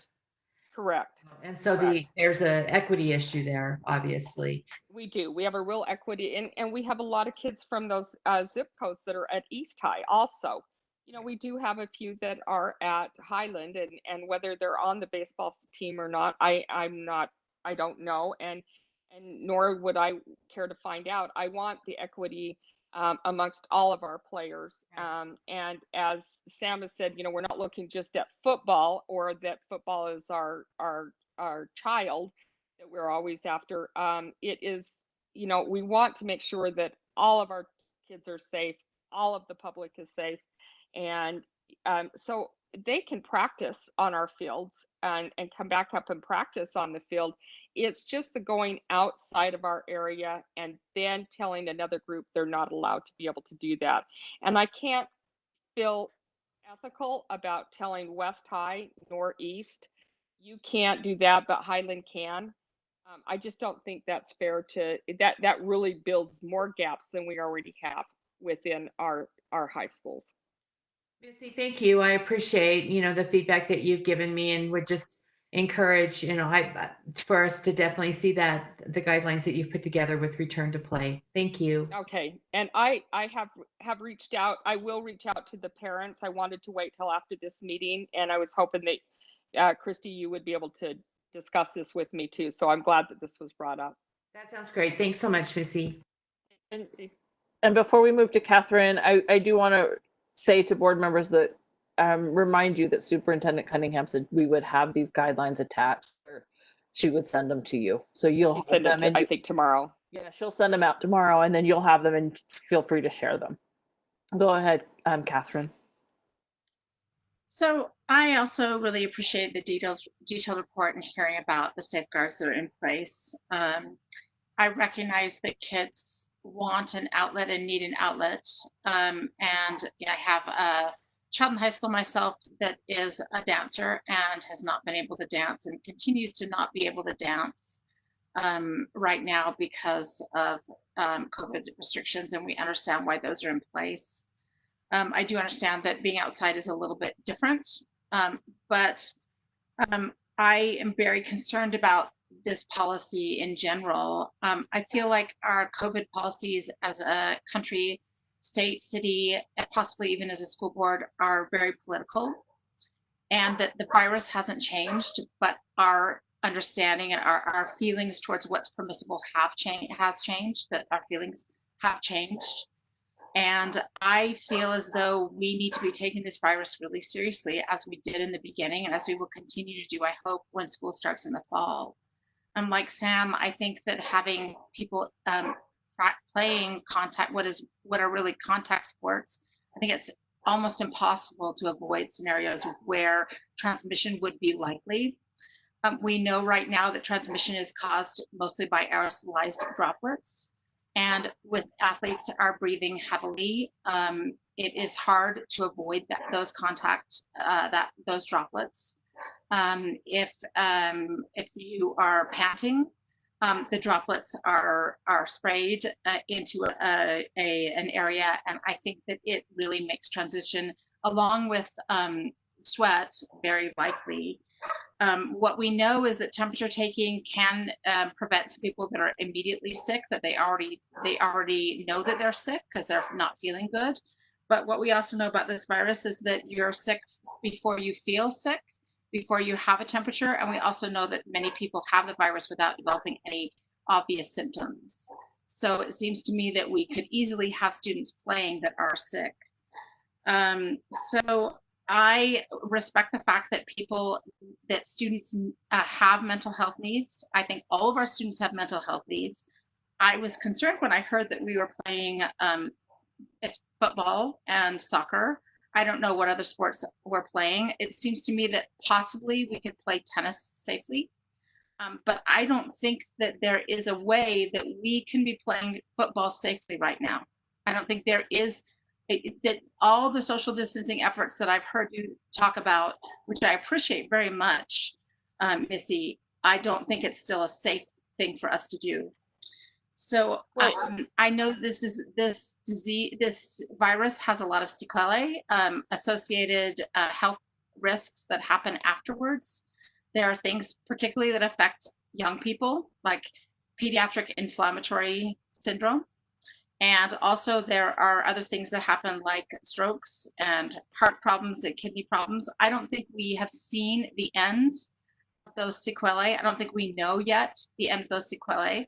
And I really think we should be talking to health experts about whether this is a safe thing to do. I think that we should consult, rather than have this be a politicized issue, rather than having some sports allowed to practice, I think we should be consulting real health experts, real doctors within our community about whether this is a safe thing for our students. And while I recognize that mental health is important, I hope that parents, I do think that there are things that you can do. I think you can exercise in your homes, which is, I know, not satisfying to our students that want to be playing the sports that they love. I know that my daughter wants to be doing the dance that she loves, and she was stopped and didn't do, about 5 sets of performances. I feel that very deeply. I feel the loss that that's caused for her. I feel a loss that our missed sports has happened. I was booked to attend a basketball conference that was canceled in March, and was really sorry to see those kids lose their opportunity, those seniors to lose their opportunity to compete. I feel like this is a big loss, but this is the time we're in. And losing our perspective on what this virus means and why we isolated, why we quarantined for 3 months seems to me to be a problem. I mean, it seems to me to be missing the point. And so I would really strongly encourage us to get health experts to weigh in, to talk to public health experts about whether it is safe for our students to play football before we make a decision, and then come visit this. I mean, maybe we need to get to contact tracing. The other thing I request is that we know, we have specific information about every person in our district, every student, every employee that comes down with coronavirus, that we need to have that information as school board members. I don't think we've requested that. I don't think we have that yet, but I think we need to know that information and have that information as we consider what is appropriate for us to do. So I'm saying what Sam was saying, but maybe a little bit more strongly. I do not think that we should be playing contact sports right now. The virus hasn't changed. It has been politicized. So some states are taking the virus less seriously than other states, but the virus hasn't changed. And we should be talking to public health experts, not to people that desire for sports to go forward, because we make smart choices about what's best for the children that are under our responsibility and our care. Catherine, I really appreciate what you're saying. We did take it off of the general public and business guidelines. And one of the things that it does say in there about youth outdoor sports is remain at least 6 feet apart from each other. Also, do not touch high surfaces, including handrails, trail mills. And what they also said is that what they do allow is to engage in sporting activities and requiring teammates or opponents to be no closer than 10 feet from another, and skill development and conditioning activities are allowable under social distancing guidelines. So like I said, we did take things from the CDC. We did take things that have come from, health experts. And none of them should be playing any sort of tackle or contact football at this point. I'm sorry if I did not make that clear. They are only allowed to be able to do conditioning with each other or in throwing, and being able to still maintain social distancing. And that's why the athletic directors have been very diligent in football, soccer, any place like that, in really making sure that we do not have contact going on right now. I know that there was a video of one of the schools that showed some contact, and we definitely got onto that, and made sure that again was clarified that is not within our guidelines, and you'll see that within our orange phase that we have. So I appreciate that information, Missy. And I appreciate the fact that people are supposed to be staying 6 feet apart or 10 feet apart. I don't believe that ameliorates the risk of transmission. And so, I would just suggest that we consult bona fide public health experts that don't have a horse in this game, that aren't overly politicized, that really can give us we should be going with science. We are school board members. We should be consulting experts who rely on data and science to make this decision. And so far, I haven't heard those people. And I would like to consult those people before we make a decision about whether our students should be playing any sort of contact sports, until we have at least solid contact tracing and or a vaccine. That's what I think. And I just think we have to remove this from sort of the political arena, the desire to have our children do what they love to do. I recognize that. I also do find it problematic that for some reason it has come to football. I do find that that's a problematic situation. I mean, we're not talking about girls lacrosse. Somehow this has come down to football, and I worry that our society has such an emphasis on football and the importance of football, and that's that we will prize that above all other considerations. And I feel like we're responsible to make good choices for our kids, and sometimes those choices aren't popular choices. And that's what I'd like to do. I'd like to ask a real public health expert for their opinion, Melissa. Thanks for your feedback, Catherine.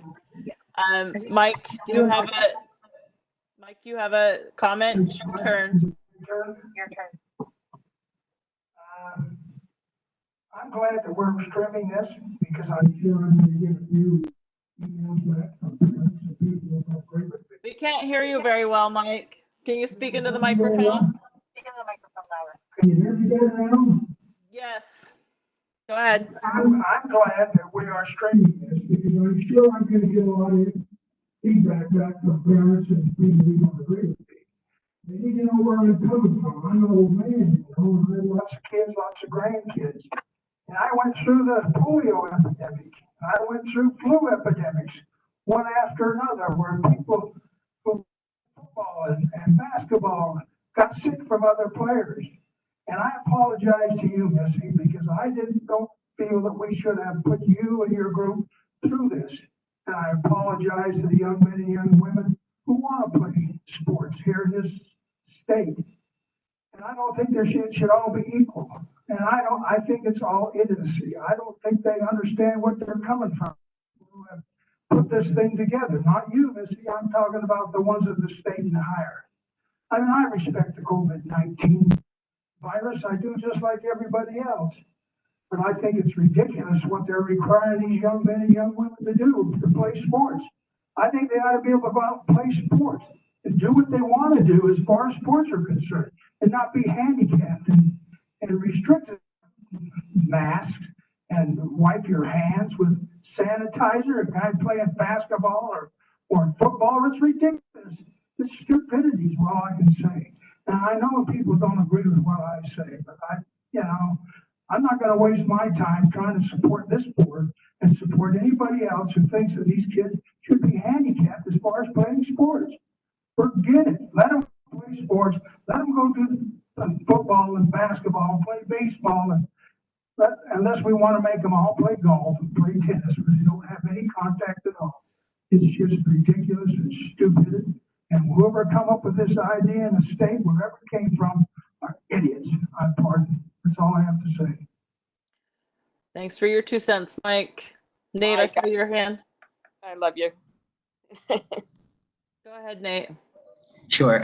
So we've heard a lot, and I just want everybody to know that I respect and appreciate all the various viewpoints in many ways.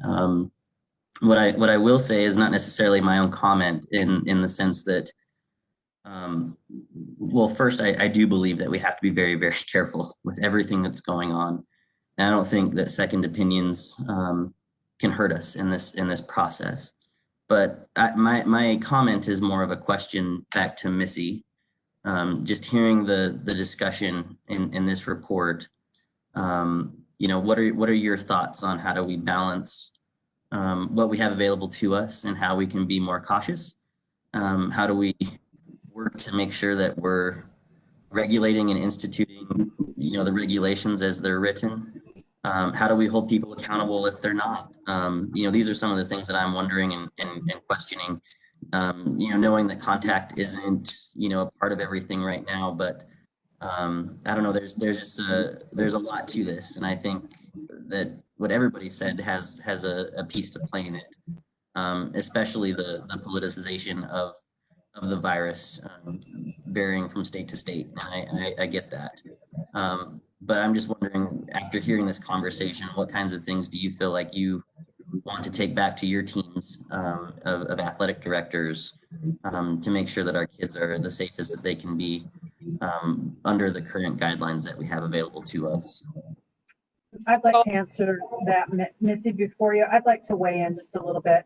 I think it's really important that we've heard some great conversation tonight, and not just a football conversation, that there are other sports that are participating. So I don't want people to think that this is just about football and that we're not allowing female athletes to participate and to practice if they want to, because they are. After hearing this conversation, I'd be very happy to talk to Missy and review the guidelines we have. I'm also checking online, and it looks like there are parts of the state that there's a recommendation to move parts of the state to the green, or what they're calling a different type of green. So Missy and I could definitely talk tomorrow and then see and review the guidelines, information we need to get back to our athletic directors, and through our athletic directors to our coaches. Thank you, Superintendent. Thank you, Missy. And thanks, board members, for your comment. I have a comment from Sam. Go ahead, Sam. So I appreciate us taking the time to talk about this, and I clearly there is an appetite to exercise the kind of extreme unpopular caution that Catherine and I seem open to. But let me just pose this as a possible compromise. Maybe we could commit tonight to keep this on the agenda for the rest of the summer. I mean, I think given that we know we're not going to be in school, other than the commitment we've made to have special ed compensatory services stuff going on, could we just keep this rolling on the agendas for the rest of the summer, the way we've done with the superintendent and business administrative search? I think that would be a healthy practice. And then my other two ideas are, could we tonight decide that maybe we go with 15 feet instead of 6 or 10? There's a ton of research that says, I'm sure you've read it, if you just Google New York Times 15 feet runners, you can find this. And I'm sure most of us have probably seen it. Well, and as I said before, Sam, that you know, on the lines, the yardages, they are 15 feet. So, you know, that is something that we can definitely try. Okay. And I agree that let's keep it going through the summer, and I'm willing to be on and answer any of your questions. If I'm not in town, one of my ADs can also be there too, as well as Lexi until she leaves us. Oh, go ahead, Catherine.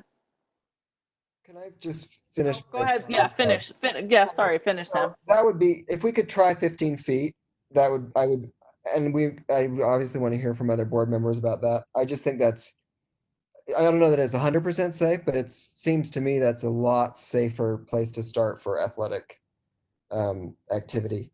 And then if we could no, I'm not going to say maybe, if we could do away with balls and pennies and other objects that get passed from hand to hand. You know, I mean, I know it's easy to say we're not going to pass the ball without sanitizing the ball, but the reality, if you've ever worked with students, and I've never coached, but I've taught enough dance classes with props to know if you've got a prop, it's going to get touched by all the kids if they're high school students, junior high school students, elementary school students. If we could, you know, if we could really say no balls being passed, and ideally that would mean for me no balls being available at all. That would make me feel a lot more comfortable. And then the last two things, and I'll stop and let other board members talk, would be I'd love it if you would send us board members the schedule so that we could know when practices are happening, and you know, just be an extra set of eyes for you and your team. And then if you could send us the information the mayor sent, that would be just good for us to have, since obviously all the state information is on the state site. So those would be my 5 recommendations, and I'm open to other board members' feedback on that. Did I see your hand, Catherine? Go ahead. Yes. I like those recommendations. I would still like to hear from a neutral public health official, someone who's an expert in public health, that isn't particularly swayed by a desire for kids to for the football season to go forward, I guess, and other things. I do like the idea of no balls. I, however, think that needs to be sport specific. I can see a situation where playing tennis, you could use a set of one color balls. One person could serve with a set of one color balls, and another person could serve with a set of another different colored tennis balls.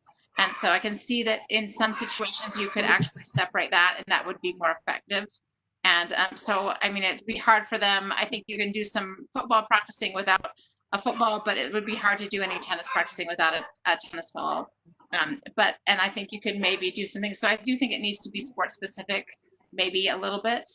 And the other thing I would like is I'd like full transparency from everyone in the district, not just our athletics, about if anyone becomes sick. I mean, I don't want that I want that to be disclosed immediately to the school board and to the administration.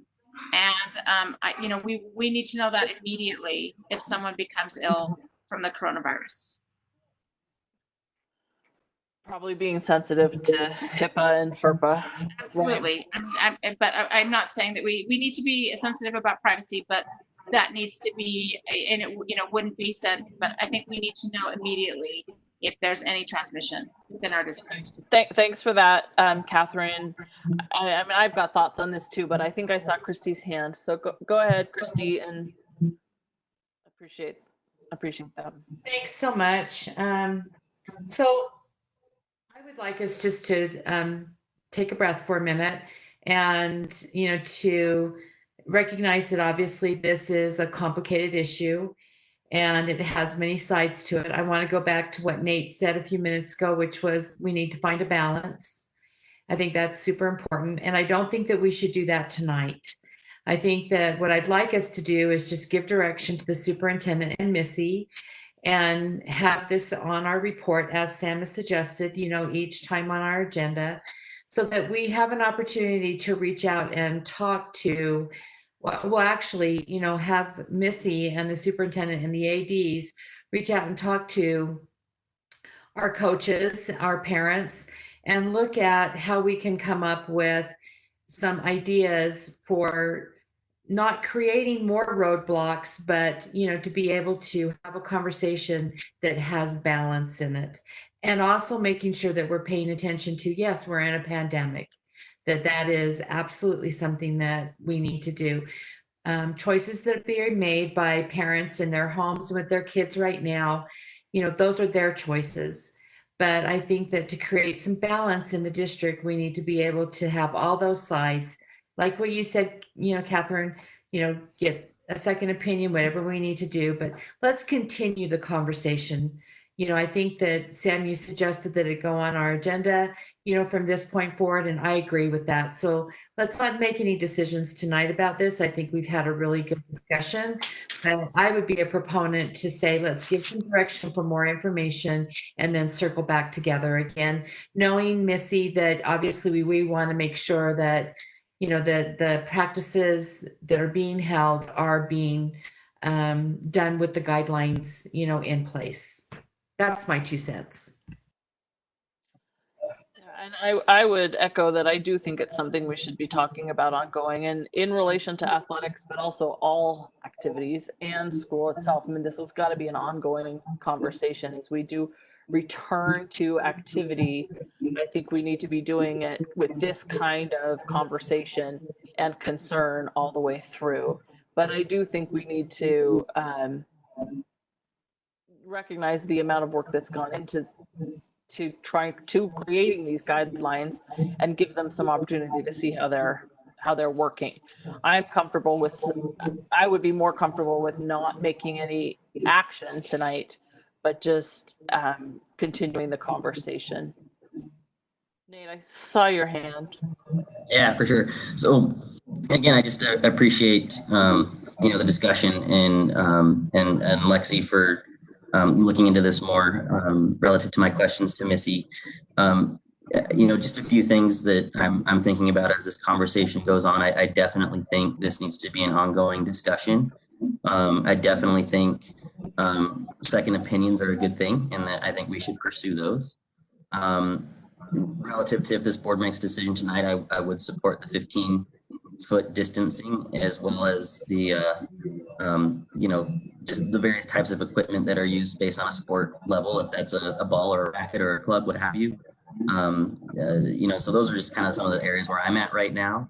But again, it's I do think this is something that is an ongoing discussion that we have to keep having. And to your point, Melissa, not just in regards to sports and activities, but how we prepare for a school year, whether that happens or not, right? There's a lot of unknowns, and if there's anything that we've probably learned from COVID in quarantine is that things change very quickly, almost on a daily basis. So I just wanted to put out there, my thoughts and some of the pieces to this that I support.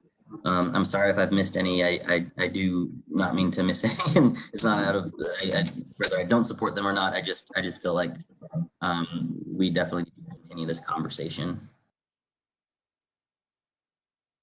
And Melissa, I'd be very happy to continue having conversations with Missy and seeing what we can do and making sure that this is brought back to you for continued conversation. And I will follow up for sure. Well, I appreciate it. Thank you, everybody, for your input, and I look forward to working with you through the summer. I do want to add the reason that football has been the highlight of it is because they are the ones who have started up first. We will start seeing more that will be coming forward. As I said, lacrosse is playing club right now, so that's why we are not seeing lacrosse at this point, and girls soccer. So I really appreciate all of your input and feedback, and look forward to working with you through the summer on all of this. Also, activities falls under us, and so that the athletic directors have also been working, so we can call them activity directors also, working with music and dance and in making sure guidelines are followed in those areas also. Sam, go ahead. And debate as well, right? Is there a plan for debate? Yes, yes, they will fall under our the same type of guidelines also. I thank you. I really appreciate all of your hard work and your thoughtfulness about this. I'm curious because I feel like Nate answered and Catherine answered my question about maybe replacing 6 and 10 feet limitations with 15 feet. I'm just curious to see what other people have to say about that and the issue of balls, and then maybe we can come to some consensus and move on.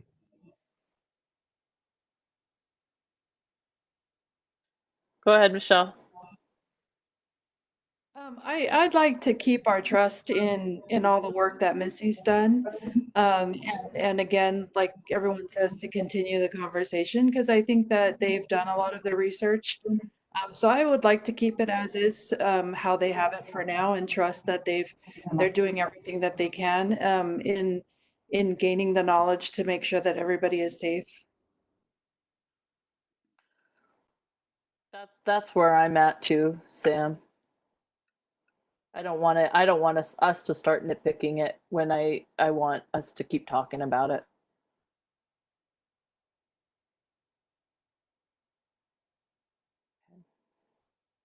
All right, if that's the end of that discussion, I want to thank you, Sam, for bringing it up. I think it's good for us to talk about. It's the kind of conversation I think we'll be having on a regular basis. Probably having we are all probably having it sort of daily already, right? But it's good for us to be talking about it as a board.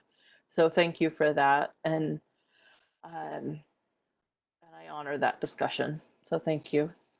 Let's move on to the last item on our discussion agenda, which is the superintendent and business administrator. And I want to have a talk about process, and say we have interviewed candidates for our business administrator and our superintendent, and we have we're now at the point where it's getting close to the time to make a decision. And I would like to, as we've narrowed the field down, I would like to suggest that we have an opportunity for our community to meet our business administrator candidates, and that we schedule a time for that to happen. I'd like to do it on Friday if we could make that work, and then let our community provide or listen to, interview with those candidates, and then be able to provide us feedback. What I'd like to do tonight is also announce the people that we've interviewed that we're looking at as far as finalists, and so that anybody who's listening will know who we've discussed and who we would like to hear more from, and get community feedback on. So that's my thoughts on this, but it's our opportunity now to discuss this process, and how we want to move forward with this process. So I'm interested to hear your feedback on that. And I've made a recommendation. I want to hear what you think about it. Now listen, I thought you were going to introduce the candidates for both. That's my plan. Mike. Just do that, introduce them, and then whatever you want to do for that, let's do it. Thanks, Mike. What I'd like to do is introduce them, but I'd also like to first have a process discussion about how we're going to receive feedback. So my thought has been always that the superintendent is an interim appointment, and we have committed as a board to a very extensive public outreach, community input, a lot of even professional development we've committed to as a board for us to make that process comprehensive. This is an appointment. So what I'd like to do is say who we've interviewed for that. Some of you who've been following us and the board obviously knows that our process has been that we gathered a list of names of people that we felt, each of us individually felt we would be comfortable with in that position. And then we asked them if they'd be interested. And then we narrowed that through conversation to people we wanted to interview. And now we'd like to present that to the public to get their feedback. But we aren't going to go through an extensive public input process for that. We're just going to tell you who we've interviewed and ask for you to reach out to us for feedback. For the business administrator, it's still a shortened public input process, but I would still like to have public input. So I would like to give the community an opportunity to hear from those finalists. And I would like to try and schedule that this week, the end of this week, if we can. And I recognize that there's, timing difficulties, but I don't want to cut that out of the process. So that's my recommendation, that I announce tonight, or we as a board announce tonight, the narrowing of those candidates and who they are, and that we also set a process for interviewing in a public forum with COVID-19 restrictions, the business administrator candidates. And this is why it's a discussion item. I want to hear what you think about that. Go ahead, Nate. I actually think Sam might have had his hand up. Oh, I'm sorry. Go ahead, Sam. You go first. Oh, thank you. And I'll just, just Melissa, just to be clear that that what you're suggesting and what you and I have talked about as well in some ways is that we would announce the finalists for the business administrator position tonight, and we would announce who we interviewed for the interim superintendent position.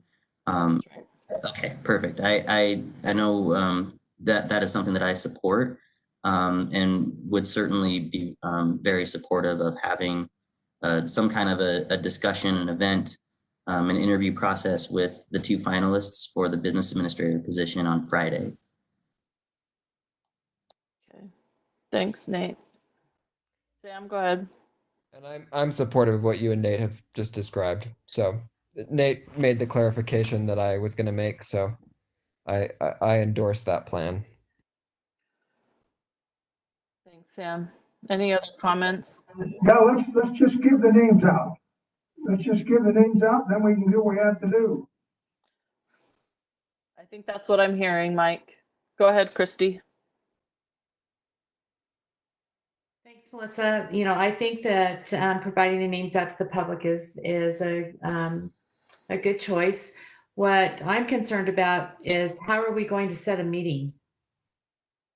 Because we can't do that tonight. It's not on our agenda to do that. So I'm not trying to cut you off, Christy. Finish your thought. No, go ahead. I'm thinking through that, right? I mean, I hear your concern. We have this topic, this superintendent and business administrator. Under that category, we've often talked about kind of scheduling out the process.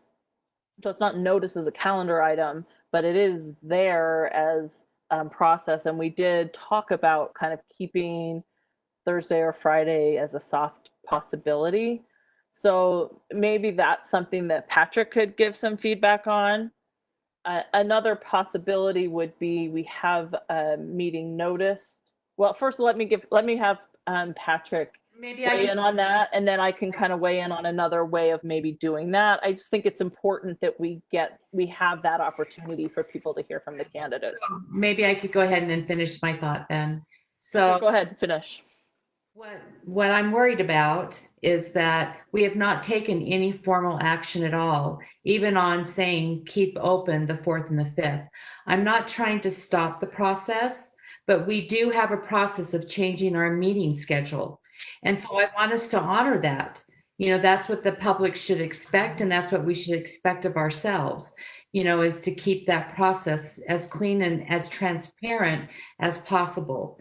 So adding another meeting this week is going to be difficult. I don't know how we would do that. And so maybe, I don't feel like it's a clean process if all of a sudden tonight we decide to change and add a meeting based on a broad range topic of superintendent and business administrator. That doesn't feel, clean and transparent to me. And I understand that having the opportunity to have those candidates answer those 5 questions out in public that we've already talked about with the business administrator would be a good thing to have happen. What I'm concerned about is the process part. And I don't believe that tonight that we could actually make a decision about or make a formal motion to have a meeting on Friday. Thank you, Christy. I do want Patrick to weigh in on that. I'm not trying to dishonor the process, right?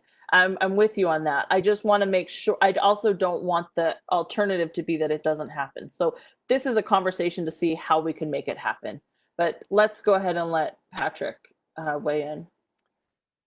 So there's kind of 2 aspects of this. One is the requirements of the Open and Public Meetings Act. One is the requirements of board policy. And there's actually kind of a third element with regard to practices the board has followed.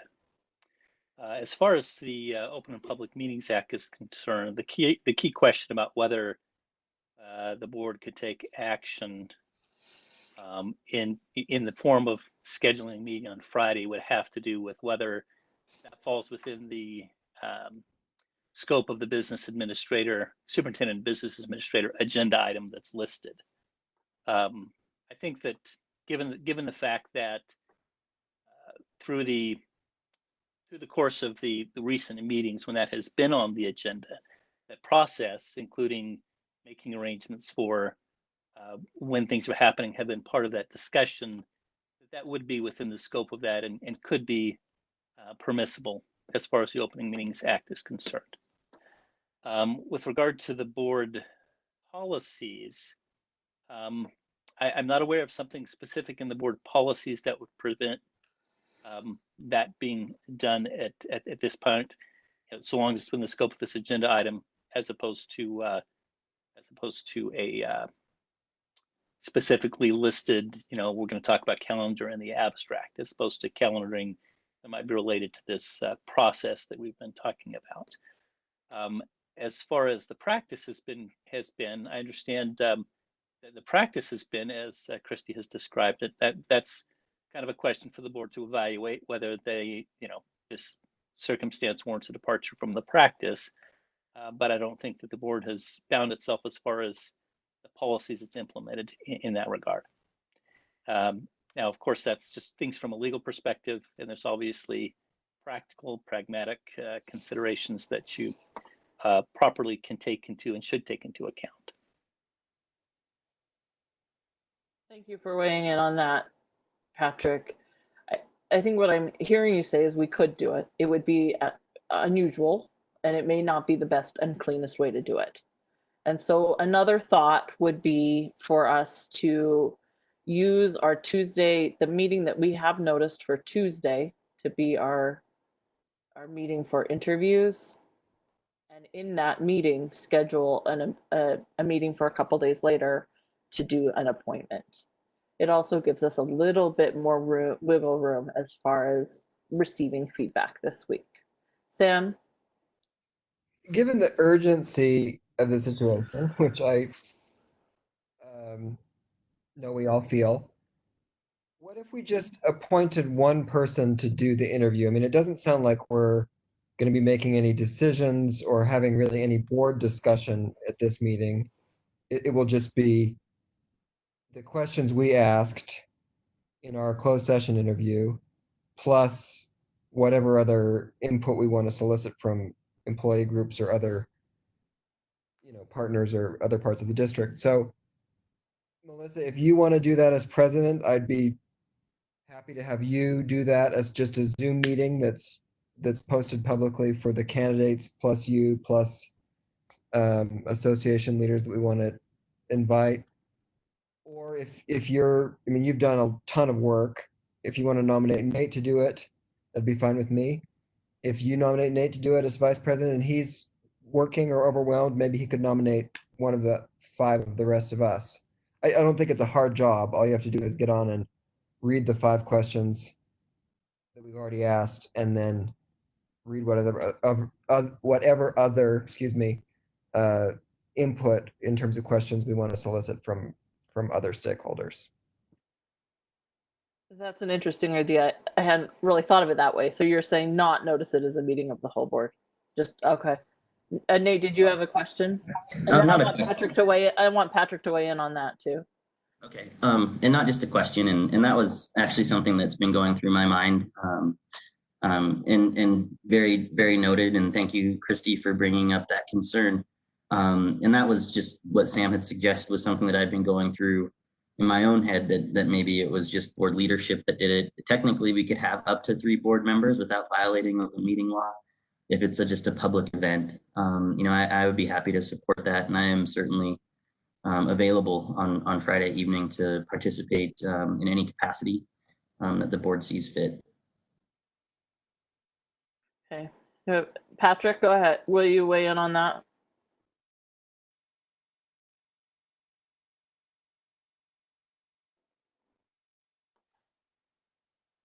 Okay, somebody help me with that, it looks like. Thank you. Yeah, the definition of a meeting for purposes of the Open and Public Meetings Act is when a quorum of the board is gathered to consider or to receive information about something that's going to come before them. So the determinative issue here about whether it could be done without being noticed as a meeting would be whether there are 4 or more board members participating. If you have less than 4 board members participating, then it's not a meeting, and it wouldn't need to satisfy those requirements. Thanks, Patrick. Having board members watch, is that the same thing?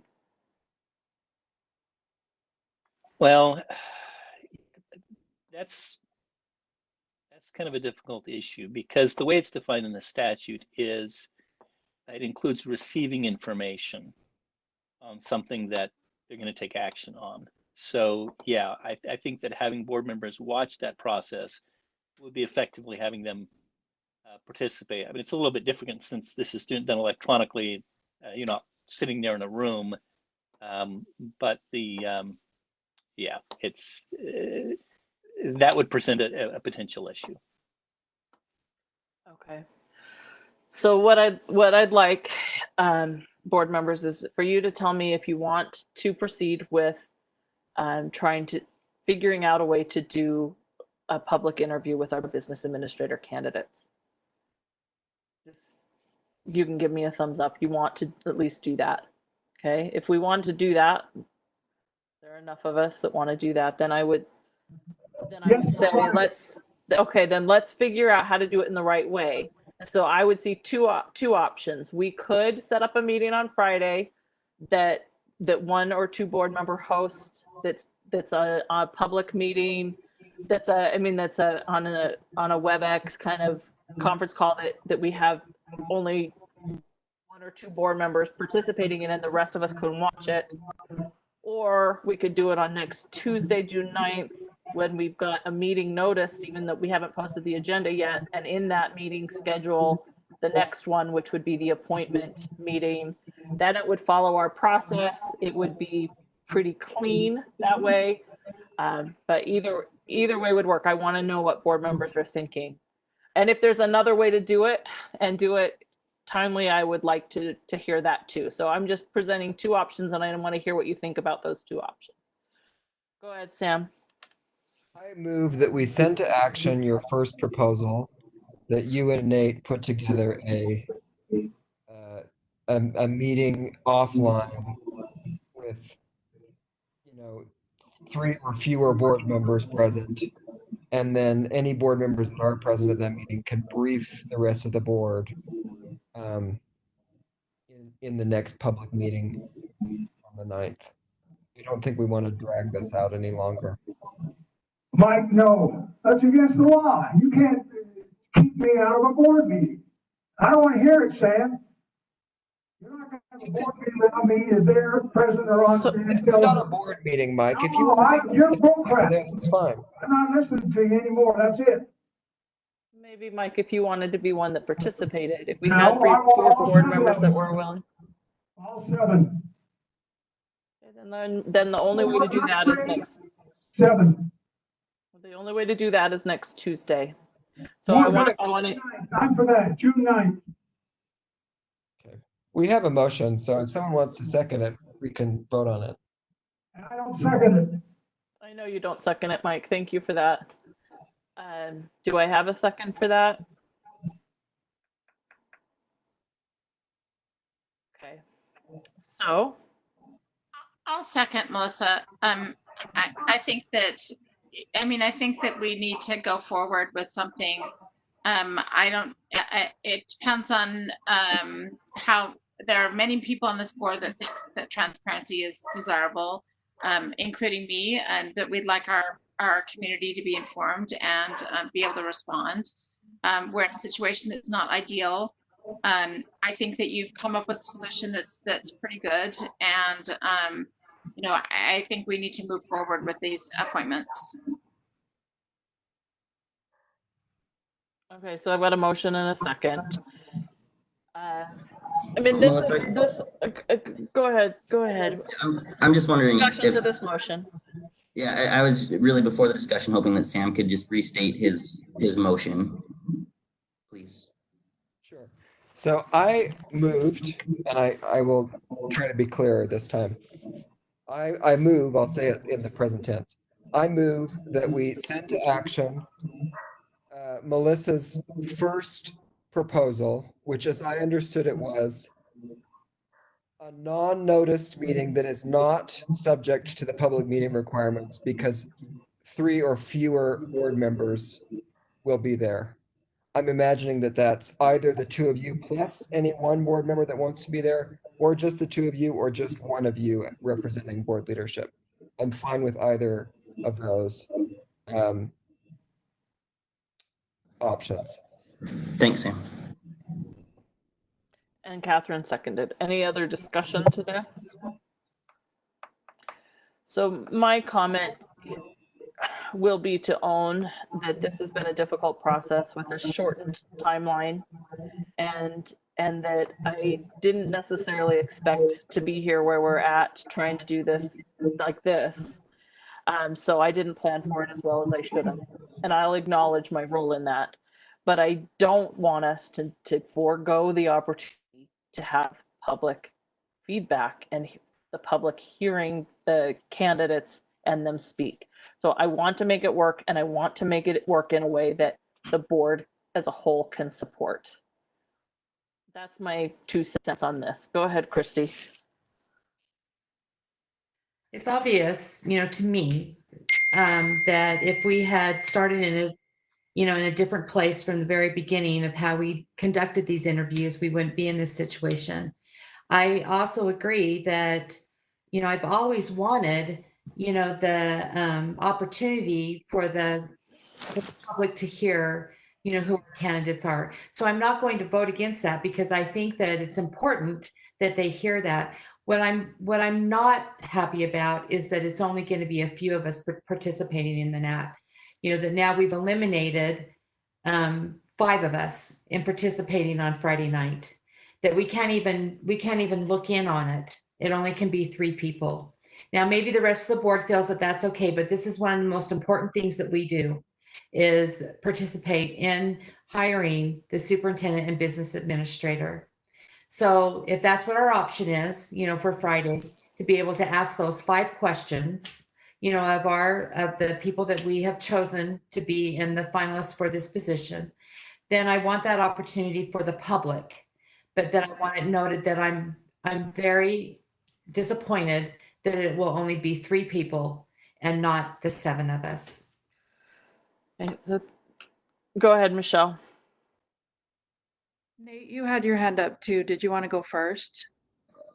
Sure, I can, and I just again respect what everybody's saying and hope to bring some calm. And the reality is that there's no way that we could have conducted a normal, huge air quote, process with everything COVID-19. We lost weeks and weeks and weeks relative to quarantine. And it has always been my desire, being this board member position and now as the vice president, to have a thorough, public and transparent process. But that just isn't the reality.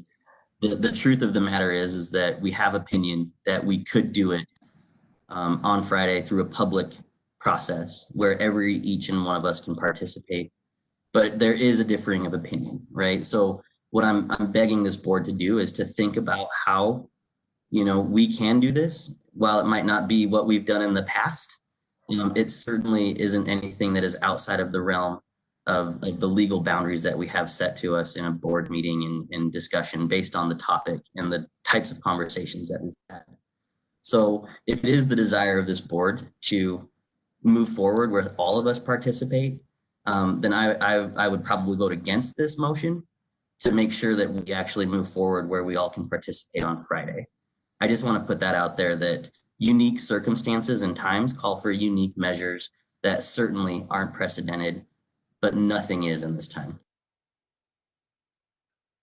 So you know what? I take your point, Nate, actually. Maybe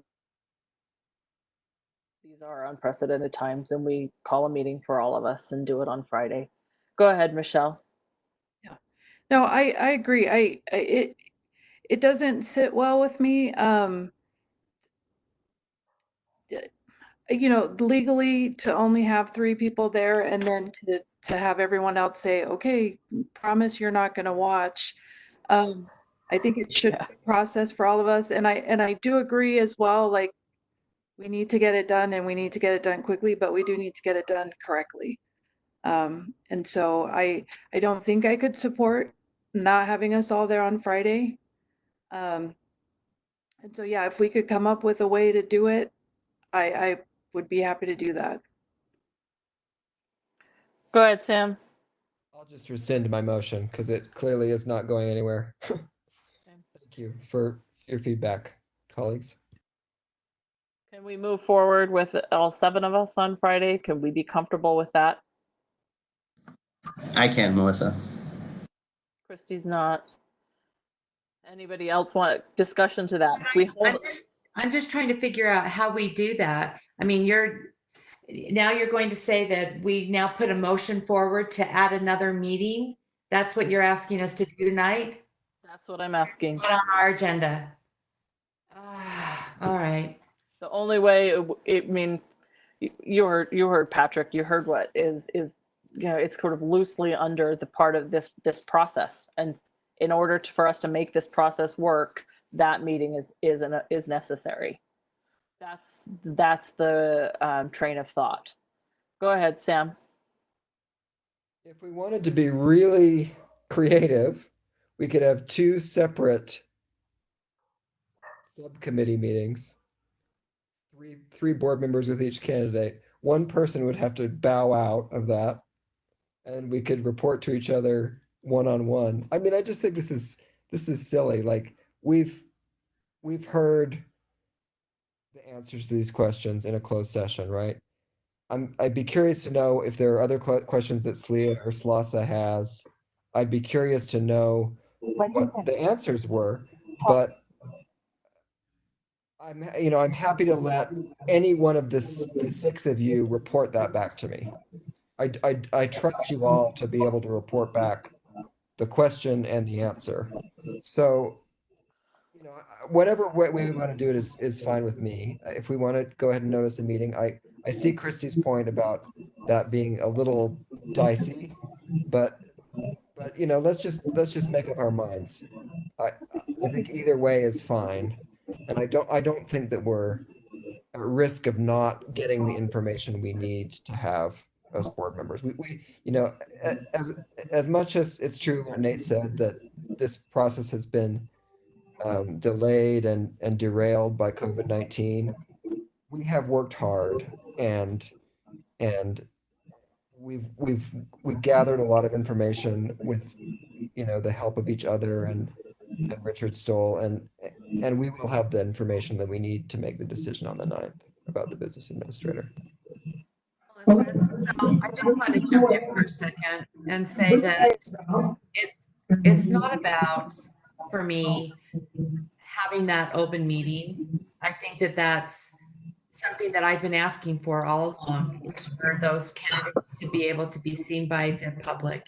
It's the process. So if the majority of the board votes to have a meeting on Friday, then I will be there. I might not vote for the motion, but I want to be there because I want to participate.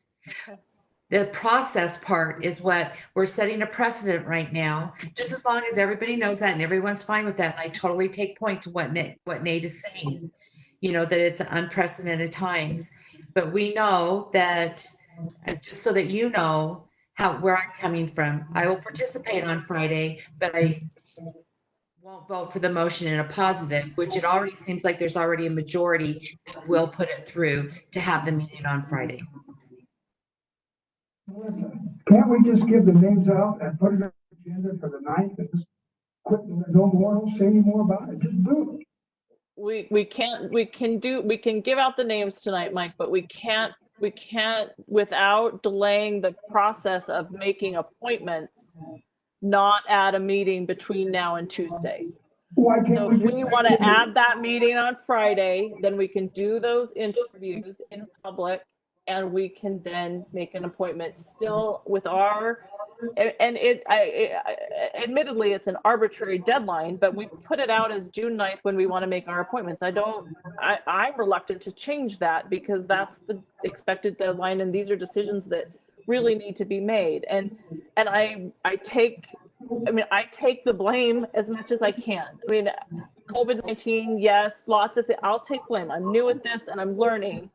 And it is, I don't see this as setting a precedent, which is why I appreciate what Christy's saying. You may not like it, but you'll be there. And I'm hearing from Patrick, it's something we can do. Again, it's not perfect, it's not clean, but it's where we're at. And the only other alternative is either to delay the process and then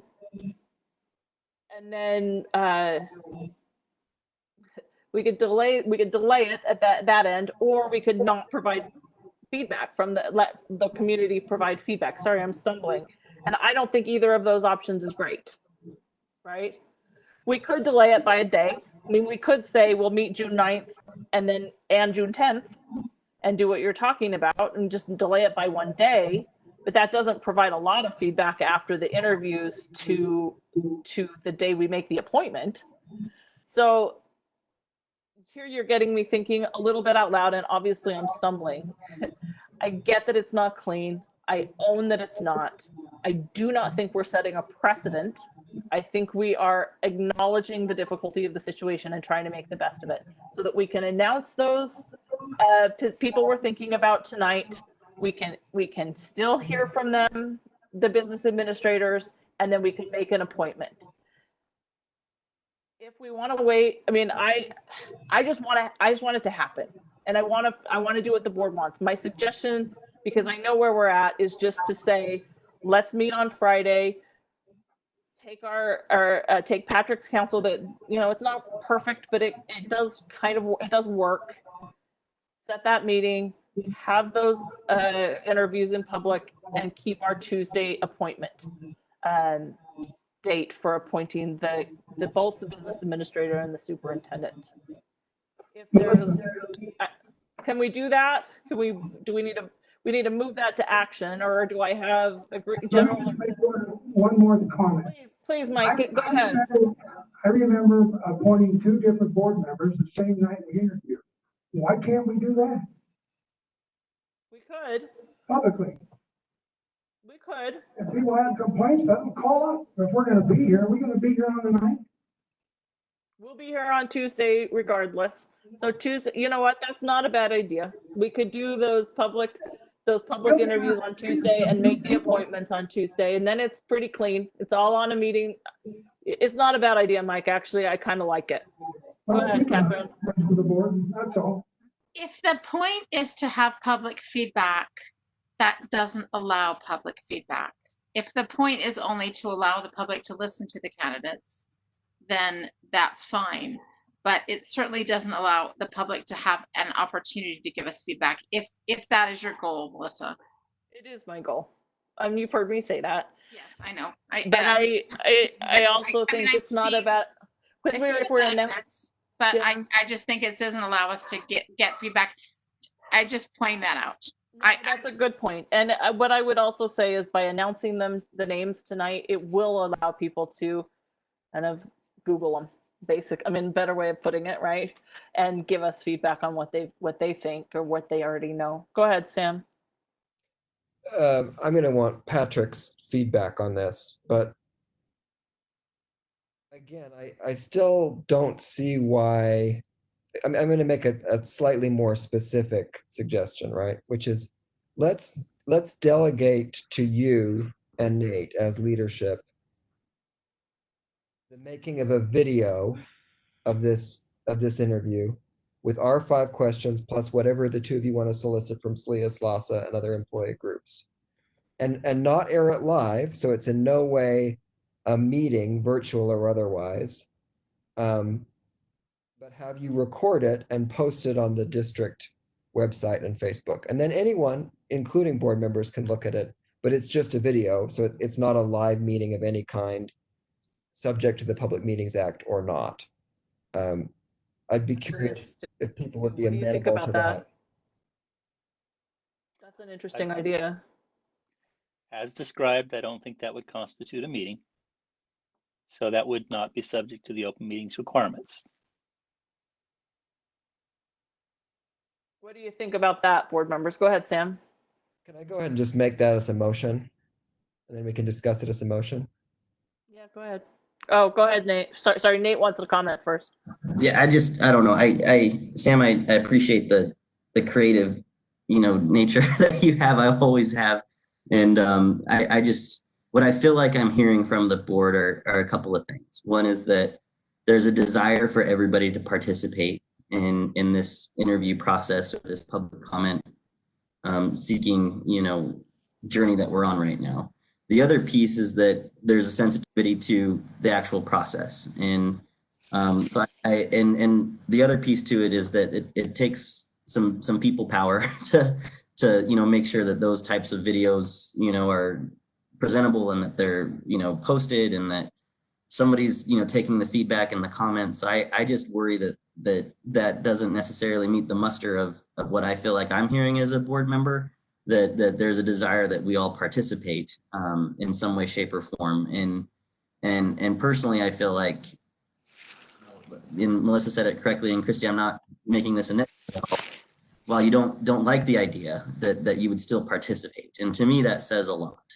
That we can still move this forward where we all have a chance to participate, where the community has their opportunity to hear from these candidates and these individuals who we've narrowed it down to. I see a lot of value in that. And I'm not trying to minimize your suggestion by any means, Sam. I just worry that it could be a project and a process that would be pretty cumbersome. Go ahead, Sam. And if you feel that way, if the board feels that way, that's fine. I feel like, a while ago, the 2 of you went to speak to SLASA and you recorded that meeting on Zoom, and it was not beautiful, but it was, perfectly legible for the rest of the board to watch. I think John Kelly posted it for us. And that's kind of what I'm envisioning, right? Like, because it seems to me that we're not going to be asking different questions than we asked in the closed session interview, right? We've sort of already hashed that out. Somebody, and it's probably going to be you and Melissa anyway, is going to have to do the work of figuring out what SLEA, SLASA, and any other employee groups want to ask, or any other feedback that we want to ask for now. But I don't think it would be hard to just do it as a Zoom meeting offline. Online, but not post it anywhere as a live feed, record it, and then post that as a video. But if people really want to have a meeting, I'm not opposed to that. I just don't think that we're really I don't think that our presence is that important really to this. Okay. So I hear three options. I hear that we can just push through, acknowledge that it's not the exactly right way to do things, and say that we're not setting a precedent, and just post a meeting, call it an emergency maybe, and have a meeting on Friday for all of us to be there, that we can interview candidates. Another option would be to do the interviews on Tuesday and the appointment on the same day. And then the third option would be to host a meeting. We could do it at any time on a video conferencing platform and record it and then post it. We could do that pretty quickly. I mean, it doesn't have to wait till Friday. That could be soon. And then post that, and people could watch it and provide their feedback based on that to board members. And then we make our appointment on Tuesday. So that's three options. And I want to kind of hear what people are thinking about that. Go ahead, Christy.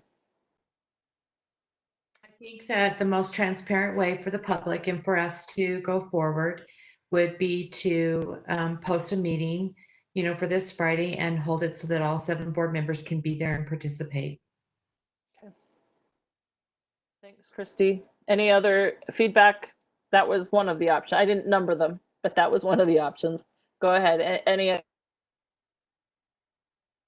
choices? My personal preference, I think, would be to post the meeting on Friday, have all of us there, and just have the public comment, have a few days to receive it, and make an appointment on Tuesday. Nate, I see your hand. Yeah, I'd like to make a motion that we move forward with posting the meeting on Friday, so that all 7 board members have a chance and opportunity to participate in a live public engaging process where our community can meet and hear from these 2 candidates, along with the participation, if they're willing, of SLEA and SLASA leadership. Go ahead, Sam. I second the motion with the friendly amendment / clarification that SLEA and SLASA will each be given 1 question to ask each candidate. I accept the amendment. Okay, go ahead, Catherine. Call the question. Okay, so we have a motion. Melissa, your Go first ahead, Lexi. your first motion has to be to move. You've got to move this to action, so you can. Okay, thank you. Thanks for. I always appreciate the help because thank you, Lexi. Go ahead, Nate. I rescind the motion. Thank you, Lexi. And I would like to present a motion that we move this discussion, superintendent and business administrator search, specifically the business administrator search, to the action agenda item to select a date for Friday. Okay. Got a motion? Catherine? I second with the amendment that this be the first thing we address on the action agenda and then move to the other things. I accept the amendment. Okay.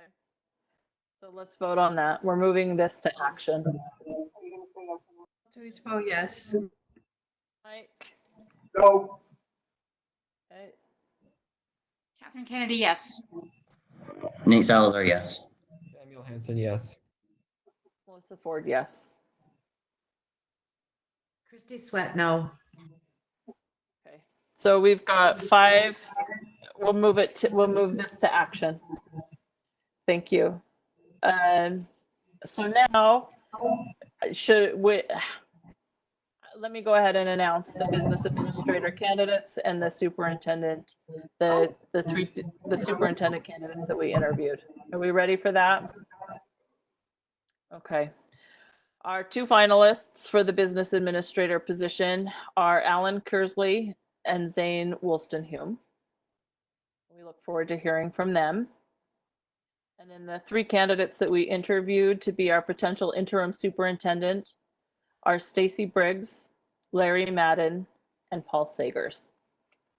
So if that's all we need to discuss for this part of the discussion agenda, let's go ahead and move to our action agenda, with the first item being a decision on how to add an interview.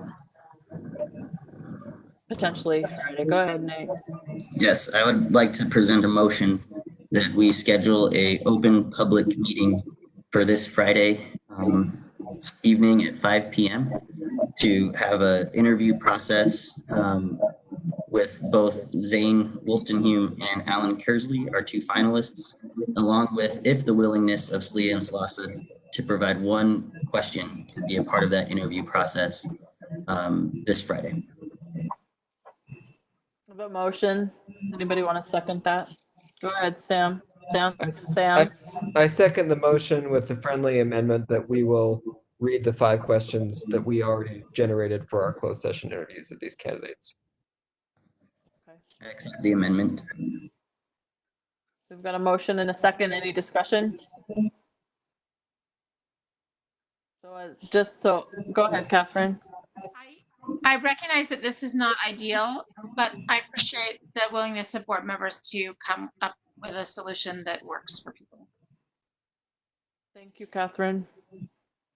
So as I understand it, the motion is that we hold a meeting on notice a public meeting on Friday that we will all be in attendance, where we will invite our 2 business administrator finalists to answer questions that we've previously asked them, 5 of them, and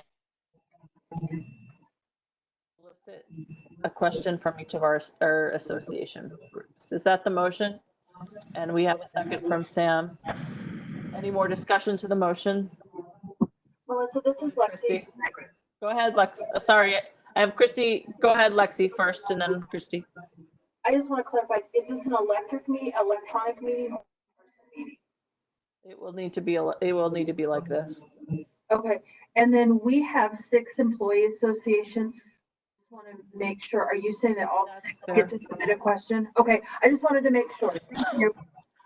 I'm assuming that's what the motion was. I mean, I'll make another friendly amendment that we include all 6 of our employee groups. okay. I accept the amendment. Any more discussion to the motion? Christy, oh, sorry, Christy. I saw your hand before. Go ahead. So I want to try and understand, you're saying we could possibly have 12 questions or 11 questions? That's what it sounds like. Okay, I'm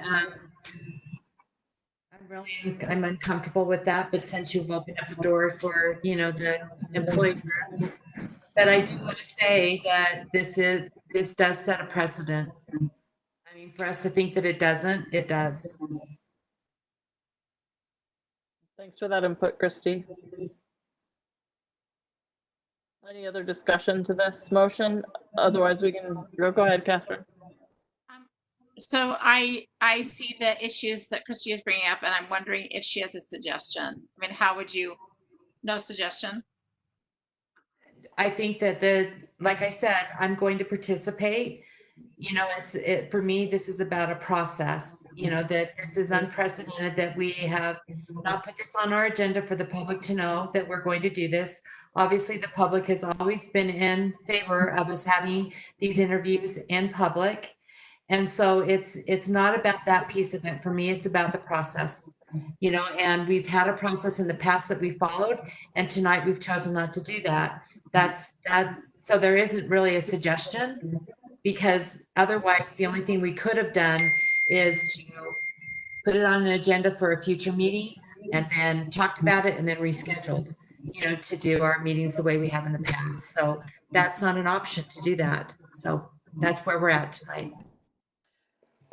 It is, Christy, and thanks for pointing that out. And I'll acknowledge again that this is my failure, but I do want that public comment. So thank you. And I wasn't suggesting it was your failure. We work together as a board, all of us, have a part in this. So it's not a failure of one person.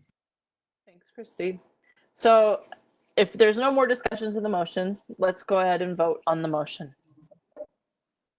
Michelle Tuichbo, yes. Mike, no. Catherine Kennedy, yes. Nate Salazar, yes. Samuel Hansen, yes. Melissa Ford, yes. Christy Sweat, no. Okay, that's 5-2. We'll have a meeting on Friday where we can introduce our business administrator finalists of Alan Kersley and Zane Wilson-Hume to the public, have an interview, and receive feedback from the community. Don't think that community should wait necessarily till Friday to give us feedback. If you've got things you want to share with us, please feel free to share with the board at any point. Thanks for engaging in that process. I'm sorry it's difficult, but thank you.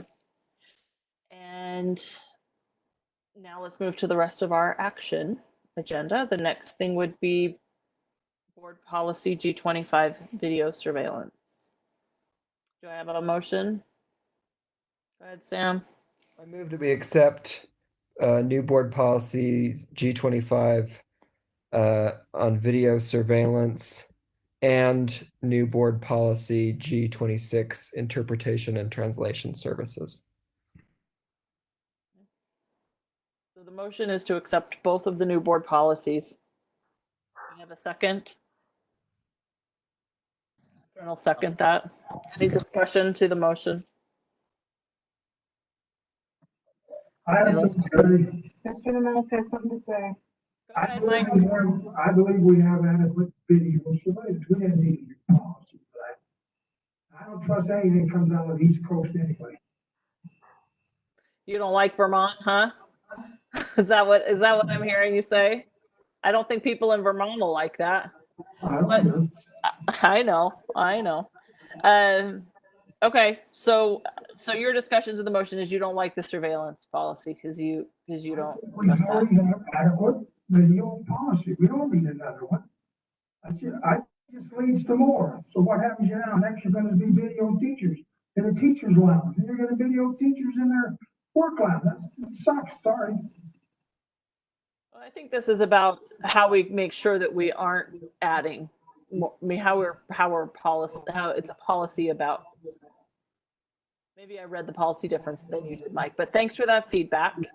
I think that's right. I think it is about restricting and declaring to the public these are exclusively the reasons why we would use video surveillance in our schools. So it's about protecting us from using it for other reasons not described in the policy. Let's call the question.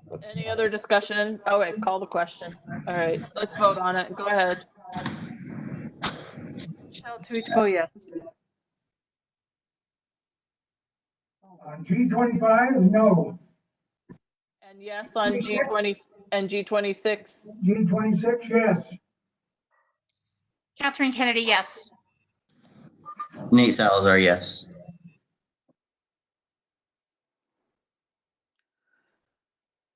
Go ahead, Sam. Sorry, Samuel Hansen, yes. Melissa Ford, yes. Christy Sweat, yes. Okay. So I have that as 7-0 in favor of G26 and 6-1 in favor of G25. All right, moving on to the sustainability resolution. I move that we accept the sustainability resolution with the date changes specified earlier in the meeting. You want to say specifically what it is? A 2040 date for finishing, and I'm not sure if someone else had another change in it, so that's why I wanted to. I'll leave it open. Fair enough. Any other comments or any interest in amending the motion? Sorry. I was just going to say, I think you could state it as that we're moving to accept the motion with a change in the first paragraph, the first whereas paragraph under recitals to read 2040 instead of 2050, and a change in the second paragraph under resolution to read that we're going to move to 100% carbon neutrality by 2040 rather than 75% carbon neutrality by 2040. Accept that friendly amendment. Do I have a second to the motion? I'll second. So discussion.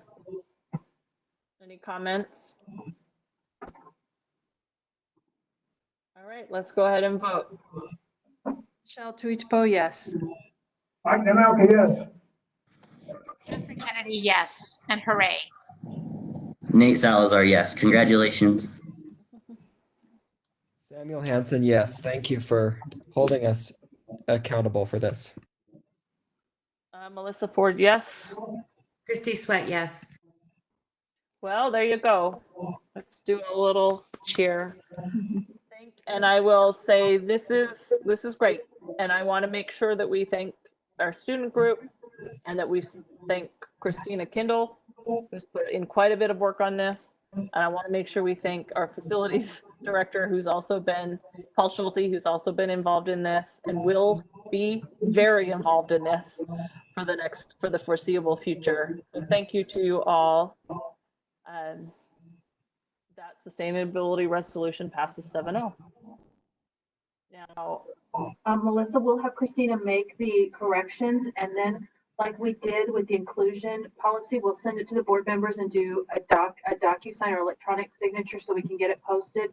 And then when you're able to sit back and have a real board meeting, you can, like you're going to do with inclusion, have the students and do a big signing ceremony. that's wonderful. Thank you, Superintendent. I appreciate that. That's great. And hopefully students will be around and can come. The students who've been worked so hard on this can be around to be a part of that, including the task force and all of that. So thank you all for your work on this. It's a big thing. I appreciate it. All right. Let's go ahead and do board member reports. Does anybody have things that they'd like to share? I know Catherine's got a JLC report, but I'll go around the horn. So go, Michelle, nothing? Nothing. Mike, do you have something you want to say to us? Negative. No?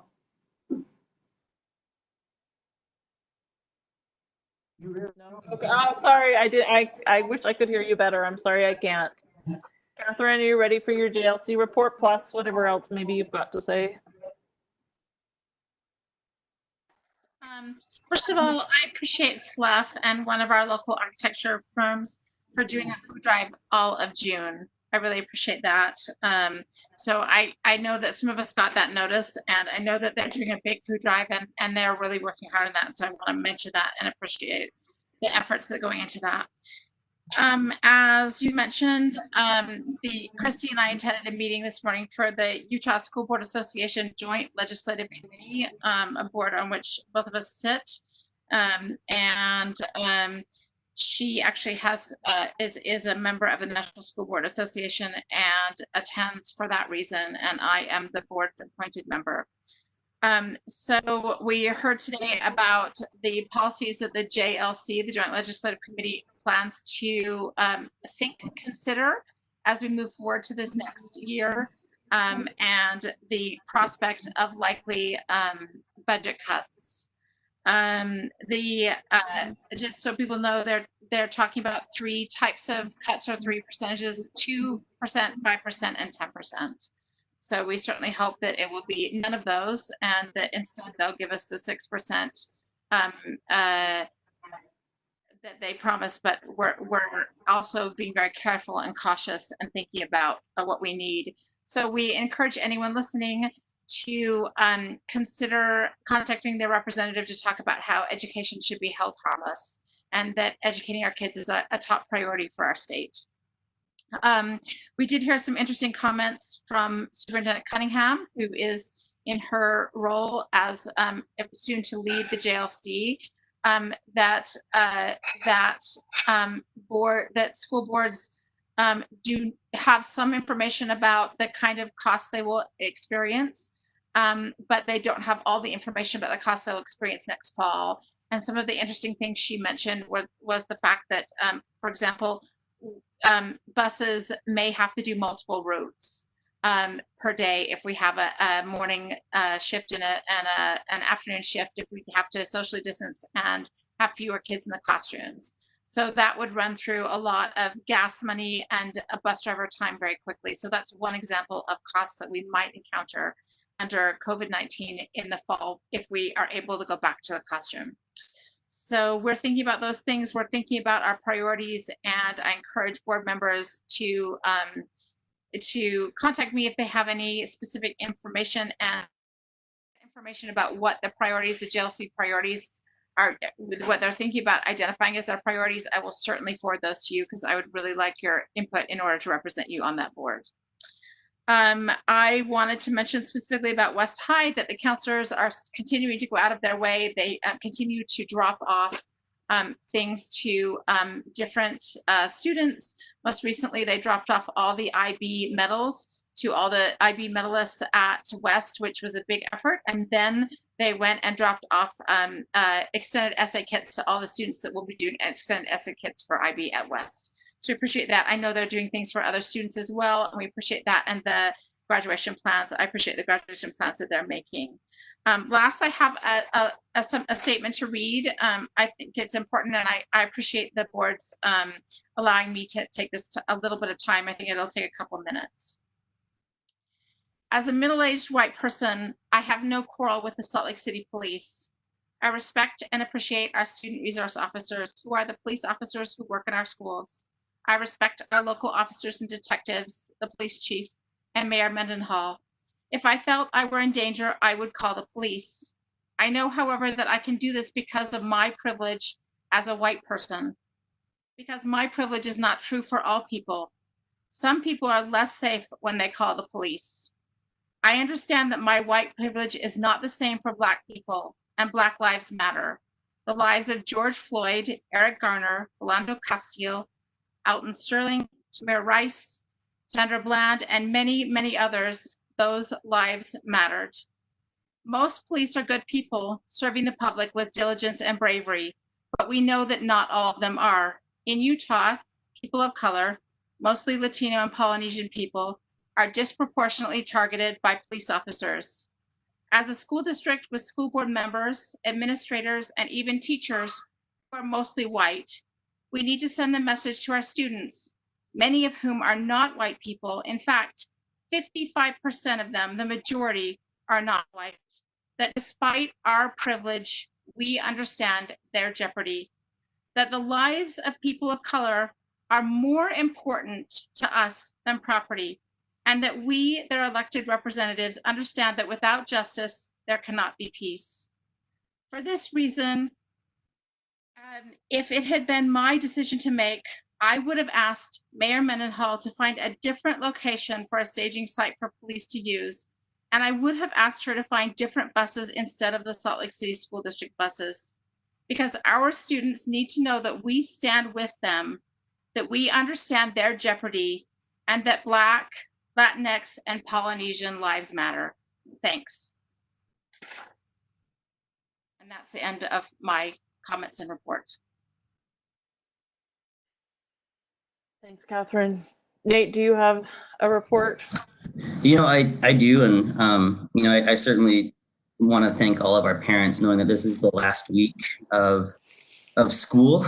You all have taken on a task that is huge, right? And the commitment that you've all made to our students, to your kids is phenomenal. And I just want to commend you for that. I also, in not being able to have graduation ceremonies in the way that we would like, I want to extend my congratulations to the graduating class of 2020, and know that I'll be participating in some of the events and ceremonies moving forward this weekend and throughout the next weeks.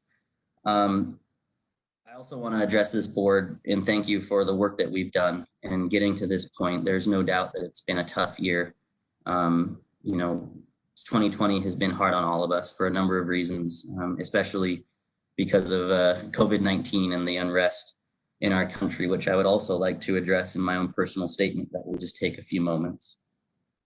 These last 8 days since Mr. Floyd was killed in Minneapolis have impacted me in many ways.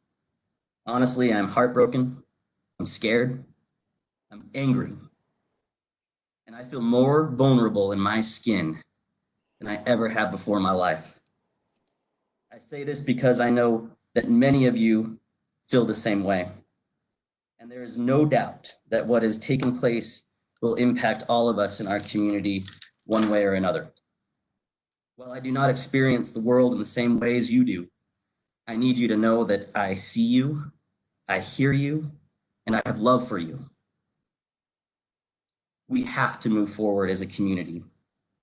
And I urge you, the students of Salt Lake City School District, to understand the context and best practices, not only for nonviolent demonstrations, but also for civil disobedience.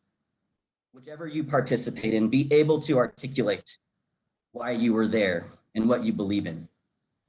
Relentless preparation and organization is key. Study the past. Know our history. Learn what Gandhi meant by an eye for an eye leaves everyone blind. Ask yourself why Cesar Chavez spent 24 days on a hunger strike. Don't forget who Marsha P. Johnson is and that the Stonewall riots had a lasting impact in creating more equality for this country.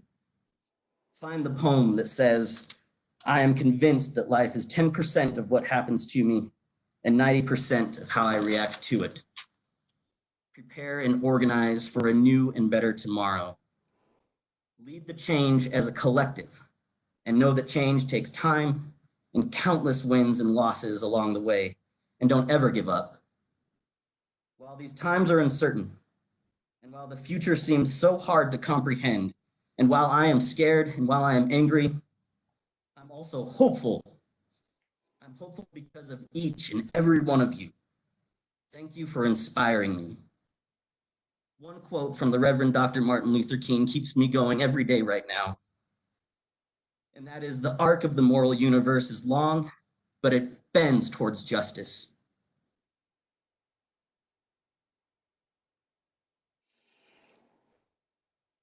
Thank you, Nate. Appreciate your comments. Sam, do you have something you'd like to say? Board member report. I don't want to try to follow up what Nate or Catherine said. I'm just glad that we addressed the events of the weekend and the fact that our students and facilities and everything, there's no way for us not to be implicated in that. So I'm glad that we talked about it tonight, and I hope we'll continue a conversation. Obviously, we all need to do better, especially as elected officials. So thank you both for that. Thank you, Sam. I appreciate the comments. These are difficult times. So your care and thoughtfulness comes through, and I appreciate that. And I hate to go to my business, my board report, which was sort of just business related, right? So I'll save that for another time, and just know my heart is with everybody who's suffering, and we do need to do better. So thank you. Christy, do you have something you'd like to say for your board report? I do actually. I think that I got the opportunity to be filmed and participate in, the celebration at Highland, and felt very honored, that they would ask me to do that for the acceptance of the class.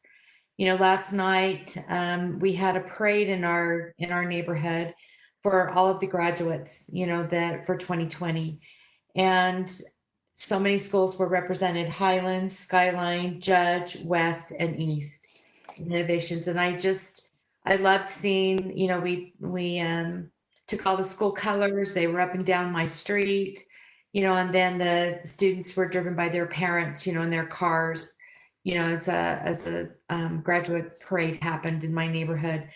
And, amid everything that's going on in our country right now and in our own city, it was such a great opportunity to know that was going on. Although I was in here with all of you when it was happening, during an interview, I wasn't able to participate outside. I could hear the horn honking and I could hear the clapping, and after such a difficult couple of days and such a heavy heart, it was good to celebrate for a moment. And then the messages that I got from parents about how it affected their kids as they come onto our street to see this, their colors and graduation caps, that each one of them were so happy. A lot of them cried. It was just such a great way for me to end such a hard night. And so I appreciate and love each one of them so much, and think that they're going to contribute to our society in so many ways because of, starting out their lives with 9/11 and ending it with their graduation with the pandemic, which is just quite astounding to me. So, I appreciate the work that our board has been doing. It doesn't mean that because we're at odds at times that we don't care and respect about each other. And so I appreciate the words that all of you have shared tonight, more eloquently than I would be able to. But I want you to know that we have hundreds and hundreds of young men and young women that are going to be starting on a new journey. And we need to continue to be good examples, to be continue to be engaged in our civic duties, and to provide service as much as we also possibly can. One of the quotes that I've always used is that there's nothing more beautiful than a helping hand reaching down to help another human being up. And whenever possible, I think that that's what we need to do, is always help each other up. Was actually very eloquent, Christy. All of you are. I'm really always impressed by the thought that you put into the work you do, and I feel the emotion and hear the emotion tonight. And thank you for the support of our students. I know that they, your communities respect all of you. I hear only good things. Let me just say, I feel the uncertainty. It's been really hard in my own personal life with the things that are going on, mostly relative to our world. But when I do think about the kids that are graduating and the resiliency they have, that's where I see hope.